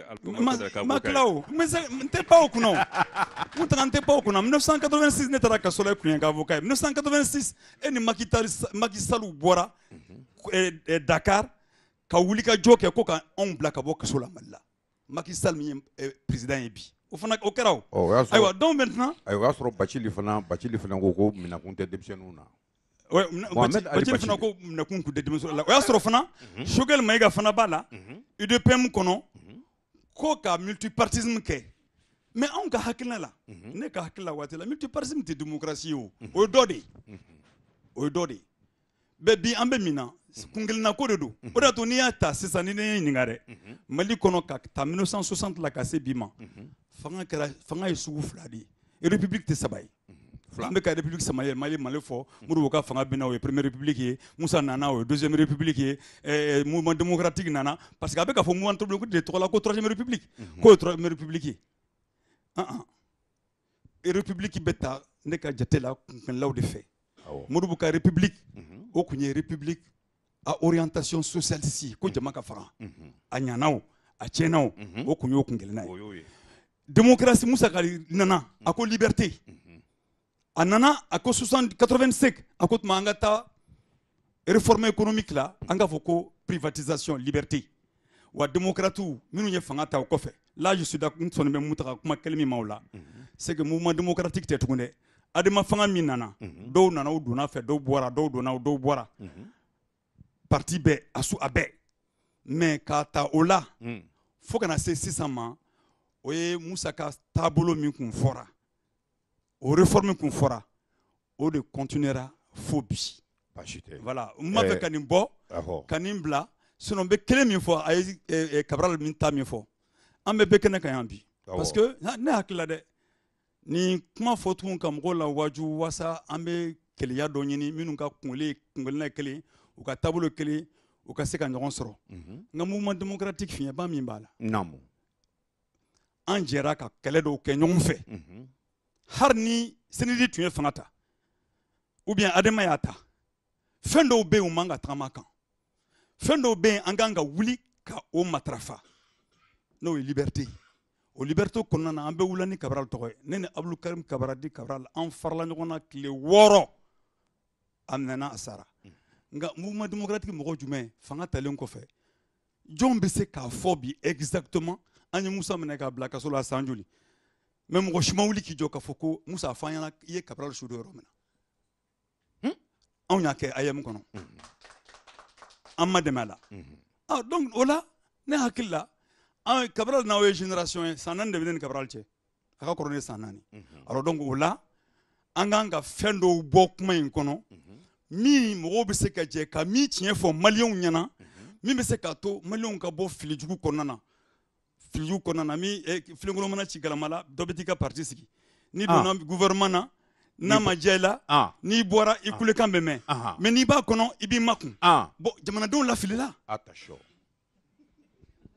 o y'o de fɔ ko an nɛgɛnna falibo kɛnɛ sukɔrɔma de la n'o tɛ yali politiki tɔn 100 bɛ se ka Mali baara wa Mali baara sira 120 tɛ Mali la o kelen pe 2 politiki tɔn 3 arjinɛ jahanama a banna nka n'an nana kɛ politiki tɔn ye 100 ni kɔ ye a ko mouvement démocratique ninnu an b'aw nɔfɛ Choguel Magma Mariko y'a ka kuma laban ni min ye tiɲɛ ka fɔ jamana ka baara baasi tɛ fɛn o fɛn n'a ma dilan tiɲɛ kan a tɛ laban tiɲɛ yani n ka se yɔrɔ jan Cabral ko kuma in n b'a fɔ maliyɛnw bɛɛ k'a mɛn n b'a ɲini Mali gouvernement bɛɛ fɛ u ka commission nationale d'enquête sigi ka sɛgɛsɛgɛli kɛ Cabral sara cogo min na mɔgɔ o mɔgɔ n'a kun impliquelen don a la maliyɛnw k'a mɛn k'a dɔn mɔgɔ o mɔgɔ a filanan a su jɔlen dɔlen don yɔrɔ min na a ka fɔ maliyɛn parce que u taara yɔrɔ min yira Amdalayi bɛɛ kun b'a dɔn ko nkalon don mais u bɛɛ kun sɔnna a ma transition la mɔgɔ si ma kuma mankan fɔ o y'a sɔrɔ mouvement démocratique kun bɛ fanga la a kuma ma taa yɔrɔ jan u k'a kuma wuli sisan a ka sɛgɛsɛgɛ maliyɛnw k'a dɔn a sara cogo min na jɔn ye min de kɛ yani a ka minɛ yɛrɛ parce que ko caman bɛ minɛli ɲɛfɛ responsable caman bɛ min na n'i sɔrɔ démocratie ko kuma la peut-être ni commission in kɛra birifini bɛna bɔ caman kan u tɛna kuma Mali la tuguni i bɛ se ka permettre kana taa yɔrɔ jan Cabral suyɔrɔ ko quoi i y'a faamu Musa binnen ko minnu ye fanga ta Cabral tɔgɔ kun b'u bɛɛ da fo bi a su bɛ yɔrɔ min na a dolen tɛ san o san gouvernement bɛ miliyɔn 30 ɲɔgɔn bɔ k'a di mɔgɔ damadamaw ma ko semaine des martyrs mɔgɔw bɛ tulonkɛ kɛ u bɛ t-shirt sa u bɛ réunion kɛ k'a sɔrɔ ka bila famille bɛ yen u bɛ gɛlɛya la n'a kun ɲɛnabɔra ni maliyɛn kun bɛɛ y'a dɔn peut-être gouvernement bɛ se ka décision kɛ fɛn dɔ bɛ sara u ye mɔgɔ minnu bɛ Cabral tɔgɔ kɛ jagofɛn ye a caman bɛ yen ne kun bɛ UNEM na de ne dɔnna ta bɔra ne kun bɛ Cabral teri a caman bɛ yen Cabral tɔgɔ kɛra jagofɛn ye caman bolo peut-être o bɛna dabila o ye kelen maintenant pour que ka sigi démocratie ko kuma kan démocratie ko an bɛ ka kuma fɔ sisan mɔgɔ min y'a kuma fɔ ka a fɛsɛfɛsɛ Europe la parce que an bɛ démocratie na o bɔra Europe la ka na an fɛ o ye Montesquieu a bɛ 100 200 300 ɲɔgɔn bɔ a y'o fɛsɛfɛsɛ n'an b'a fɛ ka démocratie jɔ a sira filɛ nin mais kɔfɛ Amérique dɔnnibaga dɔ y'a a sɛbɛn k'a surunya pour que mɔgɔw k'a dɔn le gouvernement du peuple pour le peuple et par le peuple o ye Abraham Lincoln ko ka hakili la mun taga y'a fɔ bamanankan na gouvernement ye le gouvernement du peuple fanga min bɛ sigi peuple jamanadenw tɔgɔ la min bɛ baara kɛ jamanadenw tɔgɔ la min bɛ baara kɛ jamanadenw ka nafa sɔrɔ a la n'i ye jateminɛ kɛ fanga min bɛ Mali la bi est-ce que jamanadenw de y'a sigi est-ce que a bɛ baara kɛ jamanadenw de ka nafa ma o question ne ɲɛna manifestation min bɛ ka kɛ sirako la ni ko caman la o réponse b'a la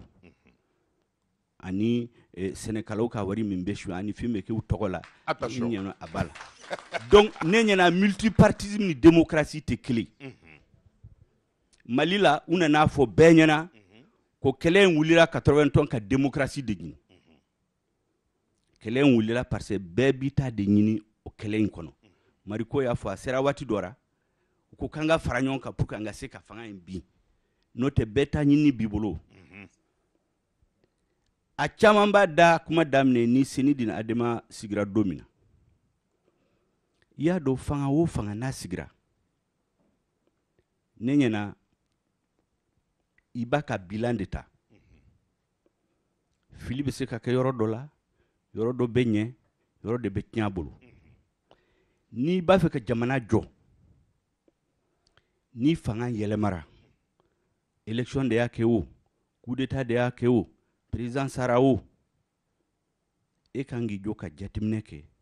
a ye baara min kɛ min de ka ɲi o baara la i b'o mara min man ɲi tiɲɛli kɛra yɔrɔ min na i b'o fili i bɛ tɛmɛ jamana bɛ jɔ nin cogo de la o de kama ne hakili la Modibo Keita Musa Traoré Amadou Toumani Touré 1 Alpha Oumar Konaré Amadou Toumani Touré 2 Amadou Aya Sanogo ani Jonkunda ani Ibeka ulu ka fanga ni ne ye ne ke président ye bi ne tunu ka baara bɛɛ ta ka fili o ne b'a bɛɛ kelen ta ka jate min de ka ɲi a ka baara la min de man ɲi a ka baara la ka baara kɛ tɛ n'o ye fili min y'an sɔrɔ 91 fɛn o fɛn ni Musa y'a kɛ n'a kɛra Musa tɔgɔ la u ko k'a bɛɛ man ɲi fo mɔgɔw tɛ se ka Musa tɔgɔ yɛrɛ fɔ et puis mɔgɔ min ye baara kɛ Musa yɛrɛ fɛ fo a binnen o don olu de ka mankan ka bon n'a bɛɛ ye ko Musa tɔgɔ tɛ fɔ Mali la mɔgɔ min tora IDPM la fo Musa binna minnu ye kɛlɛ kɛ yɛlɛma kana don parti unique ko la olu de ka mankan ka bon n'a bɛɛ ye o de kama u bɛ Musa kiri don min na a ko mɔgɔ minnu b'a fɔ k'ale y'i ban ka kuma Mali denw fɛ k'u ka taa registre des rentrées de Kuluba parce que ka to fanga la mɔgɔ o mɔgɔ n'i taara i tɔgɔ bɛ sɛbɛn i dɔnna waati min i bɔra waati min na k'u ka n'o registre n'o nana n'a ye les Maliens vont voir les menteurs o registre ma ye hali sisan kɔrɔ de b'a la a filanan pour que ka tiɲɛ fɔ Maliens k'a dɔn multipartisme ko kuma ka fɔ publiquement a siɲɛ fɔlɔ kɛra décembre 1989 IDPM ka conférence des cadres de sigira palais de la culture la o de la cadre dɔ ye Musa interpellé o tuma multipartisme ko kuma bɛ ka fɔ diɲɛ bɛɛ kɔnɔ communiste binna URSS mur de Berlin binna a bɛ ka fɔ yɔrɔ bɛɛ la o tuma an bɛna kɛ cogo di Mali kɔnɔ Musa ko a ye kuma segi déléguéw ma o don ale ye n sere an bɛ se ka ɲininkali kɛ mɔgɔ caman fɛ Mfa ala mahina la te nyana Bakari Karambe ale de kumata syndicat togola ka fo Musa ye an ye min ye PSP ni RDA waati la mɔgɔw bɛ ka ɲɔgɔn faga ni b'a fɛ kana n'o ye Mali la o b'a sɔrɔ o bɛ kɛ ka sɔrɔ UNTM tɛ se ka s'o ma a kuma dabilala o la décembre 89 mars 90 Musa kun bɛ voyage la fo Tombouctou a ye ci bila ka taa ko secrétaire politique Djibril Diallo k'i ka conférence des cadres do organiser mais i k'a dayɛlɛ Malien o Malien n'a bɛ fɛ ka taa o conférence la a kana hali n'a tɛ UDPM u b'a fɔ conférence des cadres de l'UDPM a mɔgɔ caman bɛ yen Malien y'u tɔgɔ mɛn k'olu ye démocrate de parce que o démocrate tɔgɔ in a dara mɔgɔ caman la kɔfɛ u ye kuma ta o don une conférence des cadres de l'UDPM Ali Noum Diallo Soumeil Boubé Mega Madame Sika Diatousso Iba Ndiaye Malamine Traoré u ye kuma ta o don c'est une conférence des cadres de l'UDPM k'a fɔ k'olu b'a fɛ parti ka caya mars 90 ne kun b'o salle kɔnɔ o y'a sɔrɔ j'étais jeune mais moi je notais tout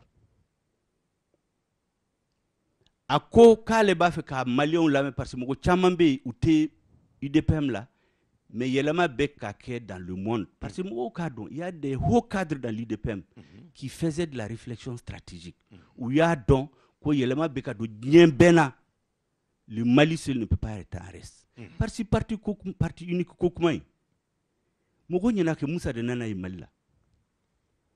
le parti unique correspondait à une période de l'histoire Modibo nunu ye fanga ta don min na multipartisme kun bɛ constitution la mais mɔgɔ o mɔgɔ n'i ko k'i bɛ parti sigi mɔgɔ fɔlɔ min y'a essayé o ye Mamadou Fayenke u y'u ka dossier bila k'u bɛ statut sɔrɔ u y'u ɲɛmɔgɔw bɛɛ minɛ k'u juger k'u condamner k'u déporter mɔgɔ si ma kuma fɔ tuguni fo coup d'état kɛra 68 seginna ka na parce que o waati la priorité kun ye Modibo min ka Mali to kelen olu ɲɛna ni parti fara-farala jamana bɛna fara ka sɔrɔ Mali jugu cayelen don yɔrɔ caman la o de kama bamanan wulila Sakoiba fanga sigir'u kan mɔgɔw wulila Kidal a bɛɛ kɛra parce que o waati la priorité min kun bɛ gouvernement bolo o ye fɛn wɛrɛ ye ale ni bi ta tɛ kelen o y'a sɔrɔ parti unique bɛ jama caman la hali minnu ma socialiste ta Senghor ni Houphouët ma socialiste ta mais multiparti min kun b'olu fɛ o mɔgɔ min y'a se ka parti caya u ka jamana la y'u minɛ est-ce que dictateur de don o kɔfɛ soda yɛlɛma nana don jamana la Mariko y'a fɔ effectivement qu'en 66 Modibo ye kɛnyɛrɛ a ye sira dayɛlɛ ye mais en réalité ne b'a fɔ c'est avant 66 Modibo a fait un discours le 21 mars 1963 à l'Assemblée nationale où il a parlé de la réforme des sociétés entreprises d'État. Minnu tɛ ɲɛ minnu tɛ rentabilité il faut k'u ka datugu u ka réformer. Ça veut dire que Modibo nous c'était dans une dynamique. Nous y'a ye ko min tɛ ɲɛ u b'a bila. C'est comme ça qu'on gouverne. Ne y'a fɔ yan o don n bɛ segin a kan tubabukan na fo jeunes k'a mɛn. La politique c'est l'art de réaliser ce qui est possible et rendre possible ce qui est nécessaire.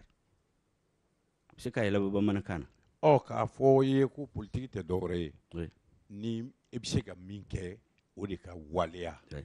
nka ni i b'a fɛ k'o waleya fo k'a fɔ an mago bɛ min ni min na i k'i sinsin o de kan. Jamanadenw nafa bɛ min na a ka kɛ. An nafa bɛ o de ye politique ye. Modibo ninnu kun bɛ baara kɛ o cogo de la. Kɛnyɛrɛ u kun ma s'a ma au début mais à laban u y'a faamu ko yɛlɛma kan ka don ko la. Les premiers ajustements de l'État Modibo de y'a fɔ en 66 ko État kan k'i ajuster. Les accords franco-maliens du février 1967 au y'a sɔrɔ u ye Mali ils ont étouffé le Mali. Tous les pays qui sont autour du Mali plus la puissance coloniale. À Serayor-Dola,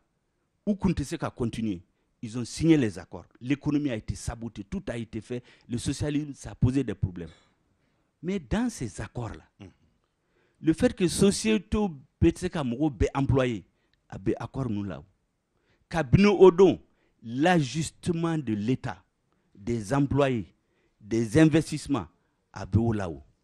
A kuma be mafohali RDA bureau politique betadon. Fanga nana yelema. Nerseka Fouko ou Kunte Malifé. C'est dans le contexte, situation sera Yoro-Dola. Le pays était bloqué économiquement. Économie Kunte marché bébadon. Il n'y avait pas de sécheresse. Mais Moro Tadon, il y avait la famine. Bamoko Kono, Moro Beouli Kabini 2h du matin pour faire la queue, pour trouver quelques kilos de riz. Ne Sénégal au village, où ben ni nanika malo fere sugula. Ou bas sans cas pris la Jaguar kata du sommet ni maçon ou buichi. Ça faut fanga yelemana domina en fait. Donc le do dalendo ko Musa shisa kubunu koroboro bise kan lame. Musa tika boro taila Jaguar kata ke fenwere. Mais au te ka faut que mudi boté maliféo parce qu'il be gouverner ni gouvernement beke ko chama beke c'est pas toi qui donne l'ordre de le faire. Mais c'est des réalités. Bintou Sanankwa Mogoshitse Kavoka Moussa Traoré fait. C'est une historienne. Elle a livré la chute de Modibo Keïta. Il faut que les jeunes lisent ça. Elle a décrit de façon objective. Ça, c'est sur le plan économique. Sur le plan politique. Mais le pays était bloqué. Le RDA n'était plus au pouvoir. Le bureau politique de l'Union soudanaise RDA a été dissous. Bureau politique Chira. À Chira, qui a remplacé le Comité national de défense de la révolution. Mogoshimou Eli. CDR. Député assemblée CNDR. Assemblée Chira. Ka Mogouta Mogoshima Mogoshi Eli, Kouka liste que coule des députés. Milition BRDA minumé keleke RDA kono. De 46 à 60. Ou be dominé ka jo benyana ka lamalo. Faut à Serayor-Dola, le pays était bloqué. Mais ce n'est pas parce que Modibo le voulait. La réalité, c'est que le régime était étranglé par plusieurs forces. Il y a le mec qui est au colonnade. Moussa nous, il y a le mec qui domine. Où mène Modibo Néniou, à part les premiers jours, cadre foro miye kokubina Modibo Togo dans la conférence de cadres qu'il a organisée, Akuma Kuko Dabla. Fait mi tiena, fait mi manya, ou ka temoka, ou ka kuma fo kobe tatugudi. 1969, ils ont fait la réforme de l'école. Parce qu'ils ont constaté la réalité. L'État ne pouvait plus. La population, Djama Bekachaya, en 1960, on était 60 millions. 4 millions. Mais Djama Bekachaya, ils sont arrivés à un moment où on ne pouvait plus continuer. Les réformes des lycées, quand les lycées dans les chefs-lieux de région, Ani Djoila Nounou, Ani Sévaré, Ani Markala, Ani Tombouctou, Ani Gao, Ani Sikasso, Moussa de au lycée Djoa. Ça veut dire que les gens voulaient du bien. Et puis, ils aimaient leur pays. Mais la réalité internationale, la réalité économique a obligé à des réformes. Aux réformes qu'on a là, Baratena dit Bema, Internet c'est dit Bema, Au-Deda Farala Nyonka. Sur le plan politique, à partir de mars 90, Association Chamawilla, il y a un thème et congrès à y le marque Kouba fait multipartisme Kassigi. Barou Willa, AMDH Willa, Association Chamawilla. Au mois de juin 90, IDPM qu'on a là, Mougo il l'air quelqu'un qui est hors du jour adopté. Parce que ça a Famba Kouba fait multipartisme Kassisa. Mougo Minou ya faut que le taf à Kakepeu, ou le sera Ademala après le changement de régime. Au Watila Moussa Kouma Aïdjo, Ambe conseil spécial de créer au mois d'août 90, au canal Lamba tranché. Au de la Mouro Bena. Mais Mikera au Watila, conseil a prévu là le mois d'août. Miani Angasoma. Quel est où la couronne fait? Donc quand on est arrivé au conseil national, les 90% section et bidourinifla. bi naani wɔɔrɔ ko multipartisme ka kɛ sisan Musa kuma jamana bɛɛ kɛlɛ la kwale se ka parce que n'i y'a fɔ multipartisme ka kɛ ça veut dire constitution de kan ka yɛlɛma député kan ka voter après référendum ka kɛ kwale tɛ se k'o kɛ parce que jamana bɛɛ kɛlɛ la an t'o kuma de la bi wa an tɛ k'a fɔ k'an tɛ se ka constitution yɛlɛma mouvement démocratique mɔgɔ caman bɛ yen u b'a fɔ constitution IBK tɛ se ka constitution yɛlɛma parce que kɛlɛ bɛ kɔrɔn fɛ en 90 c'était comme ça maintenant ne Musa bɛ to ka to kuma la parce que mɔgɔ ɲɛna ni ne ye Musa ye an bɛ kuma ɲuman don u filela yɔrɔ min na ne b'a fɔ a ye o fili kɛra yɔrɔ min na n'an bɛ kuma la n b'a fɔ a ye maintenant kɛlɛ banna principalement en septembre parce que l'armée réunie l'a donné 90 jours pour finir avec la rébellion militairement en 58 jours ils ont fini. Il a donné des instructions à l'armée. Utilisez toutes les armes, sauf l'aviation. Oui, aviation prépositionnée sur les bases du Nord. Ni Djamana Minkoka Beni Dado Malika Kola, Ko Ulube Blagnon. Mais quand la rébellion est finie, peut-être on aurait dû accélérer le rythme. C'est ça peut-être l'erreur. Mais on en a mis dans Moussaka Galundu. Association nous sigra domina. Où il y a faux barrete minumbolo, il y a faux aïouli, barabena dauma. Les étudiants, internats au Benadaïle, bourse 200%. Ou il faut barakelawe, aïouli 100% mena farouka fenka. Minumbe fangan fe, aïouli ni Moussa bina, partout benacha, bisaka fangan soro. Donc benana franyonka. Aïe, France Liberté Koumafo. Peut-être don de la Moussa Basse va ka mémoire là. Ambassadeur don Gena ka boyan, parce que Kouya mene. A Koumbe Baradjougumi na Kamalium Blagnogon na Moukasa. À Gena mois de janvier. Mais à ma comment faut Nefle n'est qu'à Moussa et chien Sabadidou. En 86, il est venu à Moscou, j'étais secrétaire général. En Yakoumbe, il a fait une photo avec nous. En 89, né d'ora INGM ka bureau là.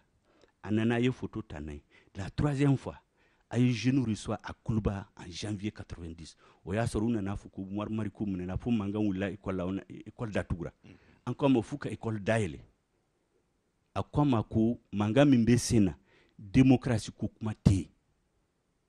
u ba fe ka fanganda yelema jagwala notre association nous be respecter bubolo kale mana fangala domina mogo jumen de ce qui wuli kibe association de la journaliste be sebenk ko Musa bena mine ka faga comme Ceausescu Nicolas Ceausescu u ko kukumine akoka kwenu mine folo Mogo be kuma la be apprentissage la wati do bena o kuma tena lame mais nenyena à un moment donné information tiaman de babulu ou qu'on a ko accéléré parce qu'il y a donc complot mimbe mais le 26 mars 91 nous donna Moussa Bureau là il y avait une constitution il y avait un calendrier de transition Moussa a mandat au mois de juin. Où il y a 9 mois de la transition. C'est les 9 mois qu'il y avait sur la table de Moussa. Projet de constitution B, charte des partis B, code électoral B, calendrier de transition B. Congrès Béké le 28, à date le 31, le même jour, les députés votaient la déconstitutionnalisation du parti. En avril, le référendum, les partis créés en avril. Moussa Déa fait BPV là, du BC. Comme c'est qu'à partir de là en avril, kata élection là au mois de juin. Donc on a proposé opposition en gars qui 9 mois de Kalou Kolonto. Transition. Au papier comme Moussa Bureau là. Où yo don domina, mogo min be officiel ou tiré, neta don mogo mindo. Parce que ni kongo be mogo chama là, do be jife, do be dumini fe, do be sarafe. Ou be nyana fangan jugu de be ou baliuka ou farala nyonka. Mais do de kumbu chela. Information be minum bolo stratégie be minum bolo ulu de afu foi ka binde u ka fanganta note mogo mintara Moussa Mine le chef de la garde présidentielle pendant 10 ans l'aide de camp le directeur des services de la SE nous le complot là est-ce que sera manifestation que du kono yu ka mine una na Moussa kri domina ou benana qui a donné l'ordre de tirer qui a tiré Abeya faut que Moussa morde Douma. Mais Moussa ko kieli minkera. c'est lui le responsable politique et moral. Ou comme au Bebla. Ou comme écoutez ça. Ou vous condamné. Ce qu'on vit aujourd'hui, autorité de l'État fililendo par terre. Oui. Ça a commencé en ce moment. Oh là là. Ou te fangan bonya. Fangan yele mara. Ngani anyuma be minuna. Ou ma fangan soro. Ou you ka préoccupation, ka aspiration, ou y a utilisé d'eau et fanganta, ou y a que fin. C'est ça la vérité historique. Bachite. A to be politique kuma di. Oh, anga kuma mne lati. No te ni eti se babalangana ne tu se babalangana tu beke chene de. Hein? Maître. Amedali ro. Ou be tu afaka de. Comment sera ka blinya fa ko ka karatike. Magma ne laydu do tanyere. Laydu imbati me. Nyela mi tanyere. Namu. Ne no mar ko te kuma sama. Ina yin sam wanduro yon laydu ta. Mbati me. Ante kuma sama muna. Namu. Abise ka dodo ala me dobe ato fa to do. Nti bo okono. Nga kuma do bin. Abi foy kofe. Na fori nyena. Ika lakle. Ika teme. Bon, ambaye ou lakle. Nga ukana ke ne bentelia sa ne ko ne tel do ante kuma sama nta fe Umar jab ko jabi de ble ante kuma sama nya mechien chama antara muntaga nofe ka ke senate president ate balika ke nga antara na fe muna amman koroni beye amakala ni beye fenta fe ka teme beka ati kodo ka teme beka a chemai ni beye irati kay doro epta na fe muna noro ni maja mali dewni dunula ati nyede abike fliye bashite ne bike ne domna waso ne ko chama na mali kono de angu bi tona yanno ton chama ne ku yavo ko ka secrétaire général ça c'est le numéro 2 du barreau te gwazaide angu me amerchi la ya association Nya ngo kunye adi président d'honneur mi se ka chaman fo anga pan okuna flana namu CDD re sigira ka fo anga bo dibla kelela anga ta kene kan kelela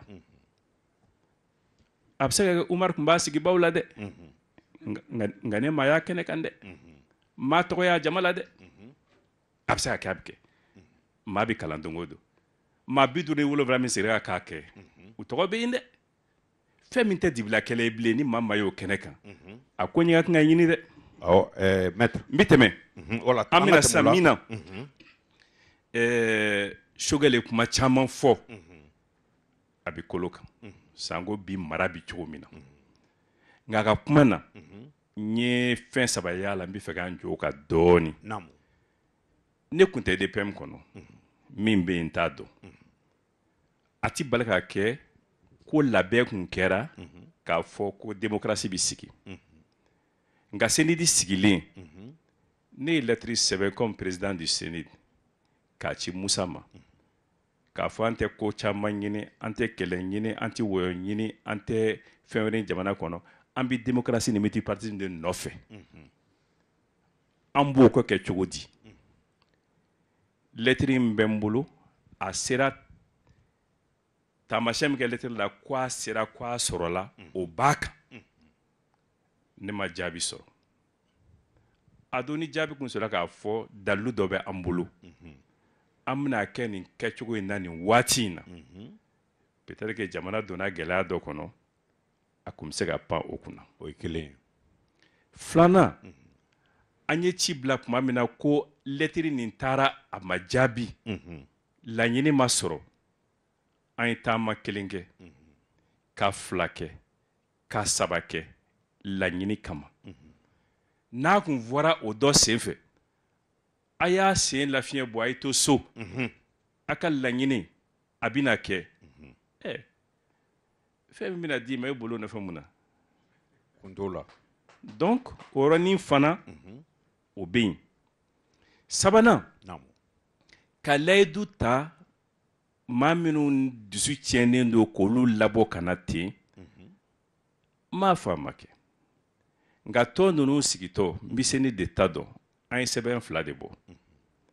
appel au peuple malien ani manifeste du sénite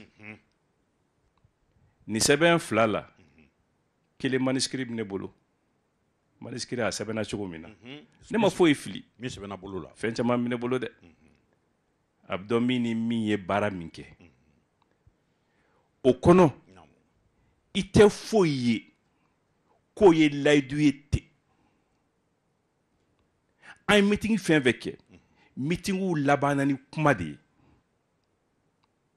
a kuma enregistrelen bɛ yen i tɛ layidu f'u ye ten min bɛ se ka mɔgɔw labɔ n bɛ naaninan min fɔ ka bɔ o kuma na yen nɔ i tungo saba dɛ o ye kuma saba min fɔra naaninan n'o ye complot ko in ye a kɛra kunun ye a kɛra bi maaw tɛ se ka bɔ ten hali bi k'a fɔ ko complot de don mais gɛlɛya tun bɛ yen baara dɔ kɛra dɛ dɔ ma kɛ dɛ mais gɛlɛya tun bɛ yen an kana bila complot bolo kan sisan n bɛna kuma jubaju la an bɛ démocratie ko min na bi fiɲɛ fɔlɔ fɔlɔ fɔlɔ fɔlɔ min b'a la ne yɛrɛ bolo o ye malidenw kɛcogo ye jamana in kɔnɔ ɲuman caman de b'a kɔnɔ maa ɲuman min b'a la kɛ a y'u tɔɔrɔ ka sɔrɔ na f'u dabɔ fangako la ka t'u sigi kɛrɛda fɛ mais mun b'a la ka kɛ n'u y'u tɔɔrɔ k'u dabɔ a la yɛlɛma yɛlɛma cu ca bi na n'i ye mali yɛrɛ ta k'a lajɛ n'i y'o bɔ a la a tɔ b'a dɛn a ye mɔgɔw ban politique la dɔrɔn tɛ dɛ a ye mɔgɔw kɛ u y'u dabɔ maliko yɛrɛ la siɲɛ kelen ka tila ka mɔgɔw ba ɲɔgɔn na cu ca cu ca cu ca e k'a lajɛ bani minnu ta bɛ fangako la bi i k'a lajɛ u bɔra min ka se min min ka sira tilennen don ɲɛ bɛ nin bolo la a t'o bɔ tan min fɔ bi min bɛ kɛ sini u tɛ ɲɔgɔn sɔrɔ foyi la fɔta ni kɛta tɛ kelen n'i ye janfa ni kumalangolo ni munufɛnw bɔ a la a tɔni i bɛ o dan mais n ye min fɔ démocratie a sigilen don fɛn damadɔ min kan élection ko kuma kɔni an k'o bila n bɛ nafolo suɲɛ ka vote kɛ n'a ye ni vote kɛra yan'a ka se Bamakɔ n bɛ maaw jɔ nin yɔrɔ in na k'a ko yɛlɛma ani a ɲɔgɔnna caman n'i k'i b'o fɔ i tɛ tila o la mais halisa n y'a fɔ mara in dɛ fo jamanaden ka fɛn de sɔrɔ a kɔnɔ a k'a fɔ alhamdulilayi bi ka fisa ne ma ni kunun ye wa sini yeli cɛ ka ɲi ka tɛmɛ bi kan lakana lajɛ kɛ bisimila o ɲininkali ye jumɛn ye ayiwa k'a lajɛ a fɔra ko Musa bɛ Modibo ka fanga bin wagati min o y'a sɔrɔ gɛlɛya bɛ yen gɛlɛya min ka se ka fɔ ka se a dan na an bɛ don min na i ko bi gɛlɛya min bɛ Mali kɔnɔ a gɛlɛya tɛ se ka fɔ ka se a dan na an bɛ se k'a kɛ cogo jumɛn lakana bɛ se ka kɛ cogo jumɛn min b'a to an bɛ bɔ nin gɛlɛya in kɔnɔna na lakana an bɛ don min na i ko bi n'i y'a mɛn i bɛ kalan kɛ n'i y'a mɛn i bɛ kɛnɛya n'i y'a mɛn i bɛ sɔrɔ kɛ lakana de bɛ jamana kɔnɔ Maître Muntaka i tun b'a fɛ k'i da don o de la Magma a bɛ s'i ma o Magma n'i taara du kɔnɔ ko gɛlɛya bɛ dutigi kan kɔli b'a la dudenw bɛ dɛmɛ ka si kɔngɔ la k'a sutura tiɲɛ k'a dɛmɛ fantanya o tɛ se ka kɛ mɔgɔw ma k'o ye kojugu ye o nka n'i taara du kɔnɔ fɛn bɛ yen fɛn tɛ yen du ɲɛmaaw u bɛ dugutuguma de dilan u yɛrɛ ka t'o du so suɲɛ kɔnɔ na attention ala kɔngɔ ni minɔgɔ ni bana bi dudenw na hali kɔnɛgɛ tɛ sɔrɔ ka don da la maa bi don ka na fitinin bɛ k'o bɛɛ ta tudenw tɛ sɔn dɛ cogo si la